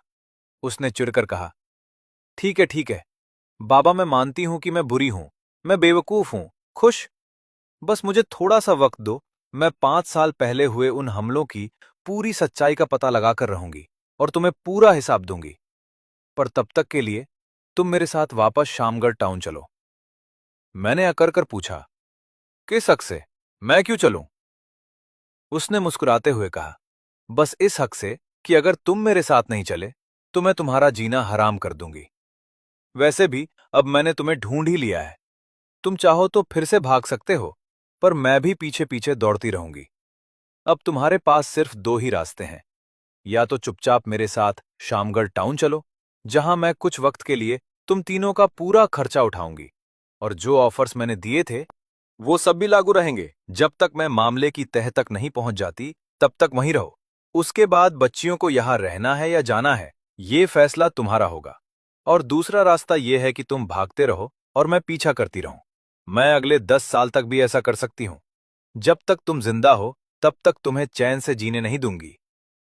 अब दांत पीसने की बारी मेरी थी। मैंने गुस्से में कहा, तुम सच में इतनी बेशरम हो सकती हो? बाय निंगबिंग ने तो अब पूरी तरह से लाज शर्म छोड़ दी थी। उसने सीना ठोक कर कहा, इज्जत शर्म कैसी? 6 साल पहले जब तुमने मुझ जैसी लड़की का फायदा उठाया था, मेरी इज्जत तो तभी नीलाम हो गई थी। अगर तुम मेरे साथ वापस नहीं चले, तो मैं पूरे शहर में ढिंडोरा पीट दूंगी कि तुम मेरे पति हो। फिर देखना तुम चैन की जिंदगी कैसे जीते हो। इसके बाद अगले 1 महीने तक मुझे इस औरत की जिद और ढीठपने का असली ट्रेलर देखने को मिला। जब भी उसे थोड़ा सा टाइम मिलता, वो सीधे फ्लाइट पकड़कर मेरे शहर आ धमकती, फिर चाहे दोपहर के 12 बज रहे हों या रात के 3। वहीं दूसरी तरफ शियाओकी और शियाओ मिंग भी अपनी इस मम्मा के साथ, जिसे उन्होंने पैदा होने के बाद से कभी नहीं देखा था, घुल मिल गई थीं और उनके साथ खेलने में मस्त रहती थीं। आखिरकार उसकी इस रोज रोज की चिक-चिक और जिद के आगे मुझे घुटने टेकने ही पड़े। मैंने बाय निंग बिंग की बात मान ली और कुछ वक्त के लिए उसके साथ शामगढ़ टाउन में रहने के लिए तैयार हो गया। लगभग 6 घंटे का लंबा सफर तय करने के बाद, पूरे 5 साल बाद, आखिरकार मैं दोबारा शामगढ़ टाउन वापस आ गया था। गाड़ी से उतरते ही बाय निंगबिंग ने एक आलीशान बिल्डिंग की तरफ इशारा करते हुए कहा, सुनो, इस बिल्डिंग के 17वें फ्लोर पर तुम रहोगे और 18वें फ्लोर पर मैं रहूंगी। मैं तुम्हारी लाइफ में कोई दखलंदाजी नहीं करूंगी, लेकिन मेरी एक शर्त है, तुम रात को किसी दूसरी औरत को यहां लेकर नहीं आओगे और मेरी बेटियों के सामने कोई गलत सीन क्रिएट नहीं होना चाहिए। हाँ, अगर तुम्हें कोई लड़की पसंद आ जाए तो मुझे बता देना। मैं खुद पैसा, गाड़ी और घर सब अरेंज करके तुम्हें बड़े ठाट बाट से विदा करूंगी, लेकिन बदले में बच्चियों की कस्टडी मुझे मिलेगी और तुम इसमें कोई ऑब्जेक्शन नहीं उठाओगे। ये सुनते ही मेरे माथे पर बल पड़ गए। मैंने चिढ़कर कहा, हेलो, मैं लड़का हूं, विदा क्या करेगी? और अगर मान लो कल को कोई लड़की मुझे अपने घर ले जाना चाहे तो? पिछले 1 महीने से साथ रहते रहते बाय निंगबिंग को मुझसे बहस करने की आदत हो चुकी थी। जब तक वो मुझ पर कोई तंज न कस ले, उसे चैन ही नहीं आता था। मैंने बस इस औरत को घूर कर देखा। तभी बाय निंगबिंग ने अपने ब्रांडेड पर्स में से एक गाड़ी की चाबी और 2 बैंक के एटीएम कार्ड निकाले और मेरे सामने टेबल पर पटक दिए। उसने कहा, ये लो, गाड़ी की चाबी और कार्ड, सब तुम्हारा हुआ। मैंने अपनी भौहें सिकोड़ते हुए कहा, मुझे ये सब क्यों दे रही हो? मुझे इसकी कोई जरूरत नहीं है। वैसे भी यहां से मार्केट बहुत पास है, वहां सब कुछ मिल जाता है। मुझे कहीं दूर थोड़ी ना जाना है। बाय निंगबिंग ने मुझे ऊपर से नीचे तक देखा और रौब से बोली, अगर तुम सब्जी मंडी भी जाओगे तो मेरी इसी लग्जरी गाड़ी से जाओगे। मेरे बच्चों के पापा होकर वहां पैदल जाकर मेरी नाक मत कटवाना। और हाँ, रात को खाना मत बनाना, मैं थोड़ी देर में वापस आऊंगी और बेटियों को बाहर डिनर पर लेकर जाऊंगी। इतना बोलकर बाई निंगबिंग जैसे ही जाने के लिए मुड़ी, श्याओकी अपनी मम्मा को जाते देख थोड़ी घबरा गई। उसने तुरंत मासूमियत से पूछा, मम्मा, आप कहाँ जा रही हो? क्या आप श्याओकी और पापा के साथ इस घर में नहीं रहोगी? अपनी बेटी की आवाज सुनकर बाई निंगबिंग तुरंत पीछे मुड़ी। उसने झुककर प्यार से श्याओकी का छोटा सा सिर सहलाया और उसके चेहरे पर एक बेहद खूबसूरत और प्यारी सी मुस्कान आ गई। उसने लाड़ जताते हुए कहा, मेरी प्यारी श्याओकी, मम्मा कहीं नहीं जा रही है। मम्मा तो बस अपने ऑफिस जा रही है। मम्मा शाम को ही वापस आ जाएगी। मेरी प्यारी श्याओकी, तुम चुपचाप मम्मा का इंतजार करना, फिर मम्मा तुम्हें बहुत अच्छा अच्छा खाना खिलाने ले जाएगी, ठीक है? श्याओकी ने बहुत ही समझदारी से अपना सिर हिलाया और बोली, ठीक है मम्मा, पर आप गाड़ी जरा ध्यान से चलाना। श्याओकी और श्याओमिंग आपका इंतजार करेंगे।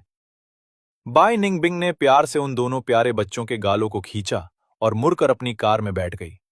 श्याओमिंग हमेशा की तरह कुछ बोली तो नहीं, पर उसने भी जाते हुए उसे बाय बाय कह दिया। कार का दरवाजा बंद करते वक्त मुझे बाई निंगबिंग की बड़बड़ाने की आवाज साफ सुनाई दे रही थी। वो गुस्से में कह रही थी, एक नंबर के निकम्मे हैं सबके सब। जब देखो तब फोन करके सिर खाते रहते हैं, जल्दी आओ जल्दी आओ। मेरे बिना कंपनी में एक काम नहीं होता इनसे। किसी दिन इन सबको नौकरी से निकाल बाहर करूंगी। बाई निंगबिंग के मुंह से ये गाली गलौज और गुस्से वाली बातें सुनकर और उसकी तेजी से जाती हुई कार को देखकर मेरा मुंह खुला का खुला रह गया। मैं मन ही मन सोचने लगा, इस पागल औरत ने आखिर कब से मेरी तरह गालियां देना और गुस्सा करना सीख लिया? ये तो वही लड़की है ना जिसे गाली सुनने से भी सख्त नफरत थी। तभी श्याओकी ने मेरा हाथ खींचते हुए पूछा, पापा, क्या आज से हम मम्मा के साथ ही रहने वाले हैं? मैंने धीरे से अपना सिर हिलाया। हाँ बेटा, ऐसा ही समझो। अब से अगर श्याओकी को अपनी मम्मा से मिलना होगा तो वो बहुत आसानी से मिल पाएगी। श्याओकी ने अपनी पानी जैसी साफ और बड़ी बड़ी आंखें झपकाईं और मासूमियत से पूछा, मम्मा के साथ रहना तो अच्छी बात है, पर पापा, आपको देखकर ऐसा क्यों लग रहा है कि आप खुश नहीं हो? मैंने उसके छोटे से सिर पर हाथ फेरा और चेहरे पर एक जबरदस्ती की मुस्कान लाते हुए कहा, अरे नहीं, ऐसा कुछ नहीं है। चलो श्याओकी, श्याओमिंग, अब हम ऊपर चलकर अपना नया घर देखते हैं। फिर मैं तुम दोनों को बाहर घुमाने ले जाऊंगा। अब से हमें काफी टाइम तक यहीं रहना है। मैं उन दोनों को लेकर फ्लैट के अंदर आया। ये वही अपार्टमेंट था जहां पहले बाई निंगबिंग रहा करती थी। मैंने एक बड़ा सा कमरा दिखाते हुए कहा, श्याओकी, श्याओमिंग, तुम दोनों इस बड़े वाले कमरे में सोओगे, ठीक है? श्याओकी ने तुरंत ऊपर देखते हुए पूछा, तो पापा आप कहां सोओगे? आपका कमरा कहां है? मैंने कहा, पापा पास वाले कमरे में सोएंगे। ये सुनते ही श्याओकी ने मेरा हाथ पकड़ लिया और अपने गुलाबी गालों को फुलाते हुए जिद करने लगी, नहीं, श्याओकी को तो अपने पापा के साथ ही सोना है। तभी श्याओमिंग ने मेरा दूसरा हाथ पकड़ लिया और बोली, हाँ पापा, मैं भी आपके साथ ही सोऊंगी। मैंने थोड़े बेबस होकर मुस्कुराते हुए कहा, अरे ऐसा नहीं होता भाई, अब तुम दोनों काफी बड़े हो गए हो। अब तुम्हें अकेले सोने की आदत डालनी चाहिए। तुम दोनों पहले भी तो अकेले ही सोते थे ना? वो इसलिए क्योंकि तब पापा हमारे पास लौटकर ही नहीं आते थे। श्याओकी ने उबासी लेते हुए इतनी मासूमियत से कहा कि मेरा दिल पल भर में पिघल गया। मैंने हार मानते हुए कहा, अच्छा बाबा ठीक है, रो मत, लेकिन तुम दोनों को पापा से एक वादा करना होगा। जैसे ही तुम दोनों स्कूल जाना शुरू करोगे, फिर तुम्हें अकेले ही सोना पड़ेगा, ठीक है? उसी रात के ठीक 8 बजे बाई ग्रुप ऑफ कंपनीज के हेड ऑफिस में बाई निंगबिंग अपनी आलीशान ऑफिस चेयर पर अधलेटी हालत में बैठी हुई थी। वो अपनी खूबसूरत उंगलियों से अपना माथा दबा रही थी और उसके चेहरे पर पूरे दिन की थकान साफ दिखाई दे रही थी। उसने घड़ी देखी और खुद से कहा, चलो, अब घर वापस चलने का वक्त हो गया है। बेटियों को डिनर पर भी तो ले जाना है। फिर उसने आवाज दी, सेक्रेटरी। उसकी सेक्रेटरी तुरंत कैबिन के अंदर आई। जी मैम, कोई काम है? बाई निंगबिंग अपना सामान समेटते हुए बोली, मैं आज रात मेन हाउस वापस नहीं जाऊंगी। तुम ड्राइवर और बाकी स्टाफ से कह दो कि उन्हें मेरा इंतजार करने की जरूरत नहीं है। मैं अपनी गाड़ी खुद ड्राइव करके चली जाऊंगी। सेक्रेटरी ने थोड़ा हिचकिचाते हुए कहा, लेकिन मैम, चेयरमैन सर, बाई झान ने कहा था कि आपको आज हर हाल में घर पर डिनर के लिए आना है। आप पिछले 1 महीने से घर नहीं गईं। सर और बाकी सब आपके लिए बहुत परेशान हैं। उन्होंने मुझे खास तौर पर कहा था कि मैं आपको आज घर भेजूं। सुना है घर पर कोई बहुत स्पेशल मेहमान आया है जो आपसे मिलना चाहता है। ये सुनते ही बाई निंगबिंग के हाथ वहीं रुक गए। उसकी खूबसूरत भौहें सिकुड़ गईं। उसने बिना सोचे कहा, उन्हें मना कर दो। कह दो कि मुझे अभी कोई बहुत जरूरी काम है, इसलिए मैं नहीं आ सकती। जब मुझे फुर्सत मिलेगी मैं तब आ जाऊंगी। इतना बोलकर बाई निंगबिंग तेजी से कैबिन से बाहर निकल गई। सेक्रेटरी कुछ कहना चाहती थी, पर उसने अपना मुंह बंद कर लिया और बस बेबसी से मुस्कुराकर रह गई। खैर, बाई निंगबिंग लिफ्ट से ग्राउंड फ्लोर पर पहुंची। वो अभी ऑफिस के मेन गेट से बाहर निकलने ही वाली थी कि तभी अचानक पीछे से एक गहरी और दमदार आवाज गूंजी, निंगबिंग। बाई निंगबिंग ने जैसे ही उस आवाज की तरफ देखा तो उसके मुंह से निकला, गुयू। गुयू मुस्कुराते हुए बाई निंगबिंग के करीब आया और उसने अपने हाथ में लिया हुआ लाल गुलाबों का एक बहुत बड़ा गुलदस्ता उसके आगे बढ़ा दिया। उसने आंखों में देखते हुए कहा, ये तुम्हारे लिए।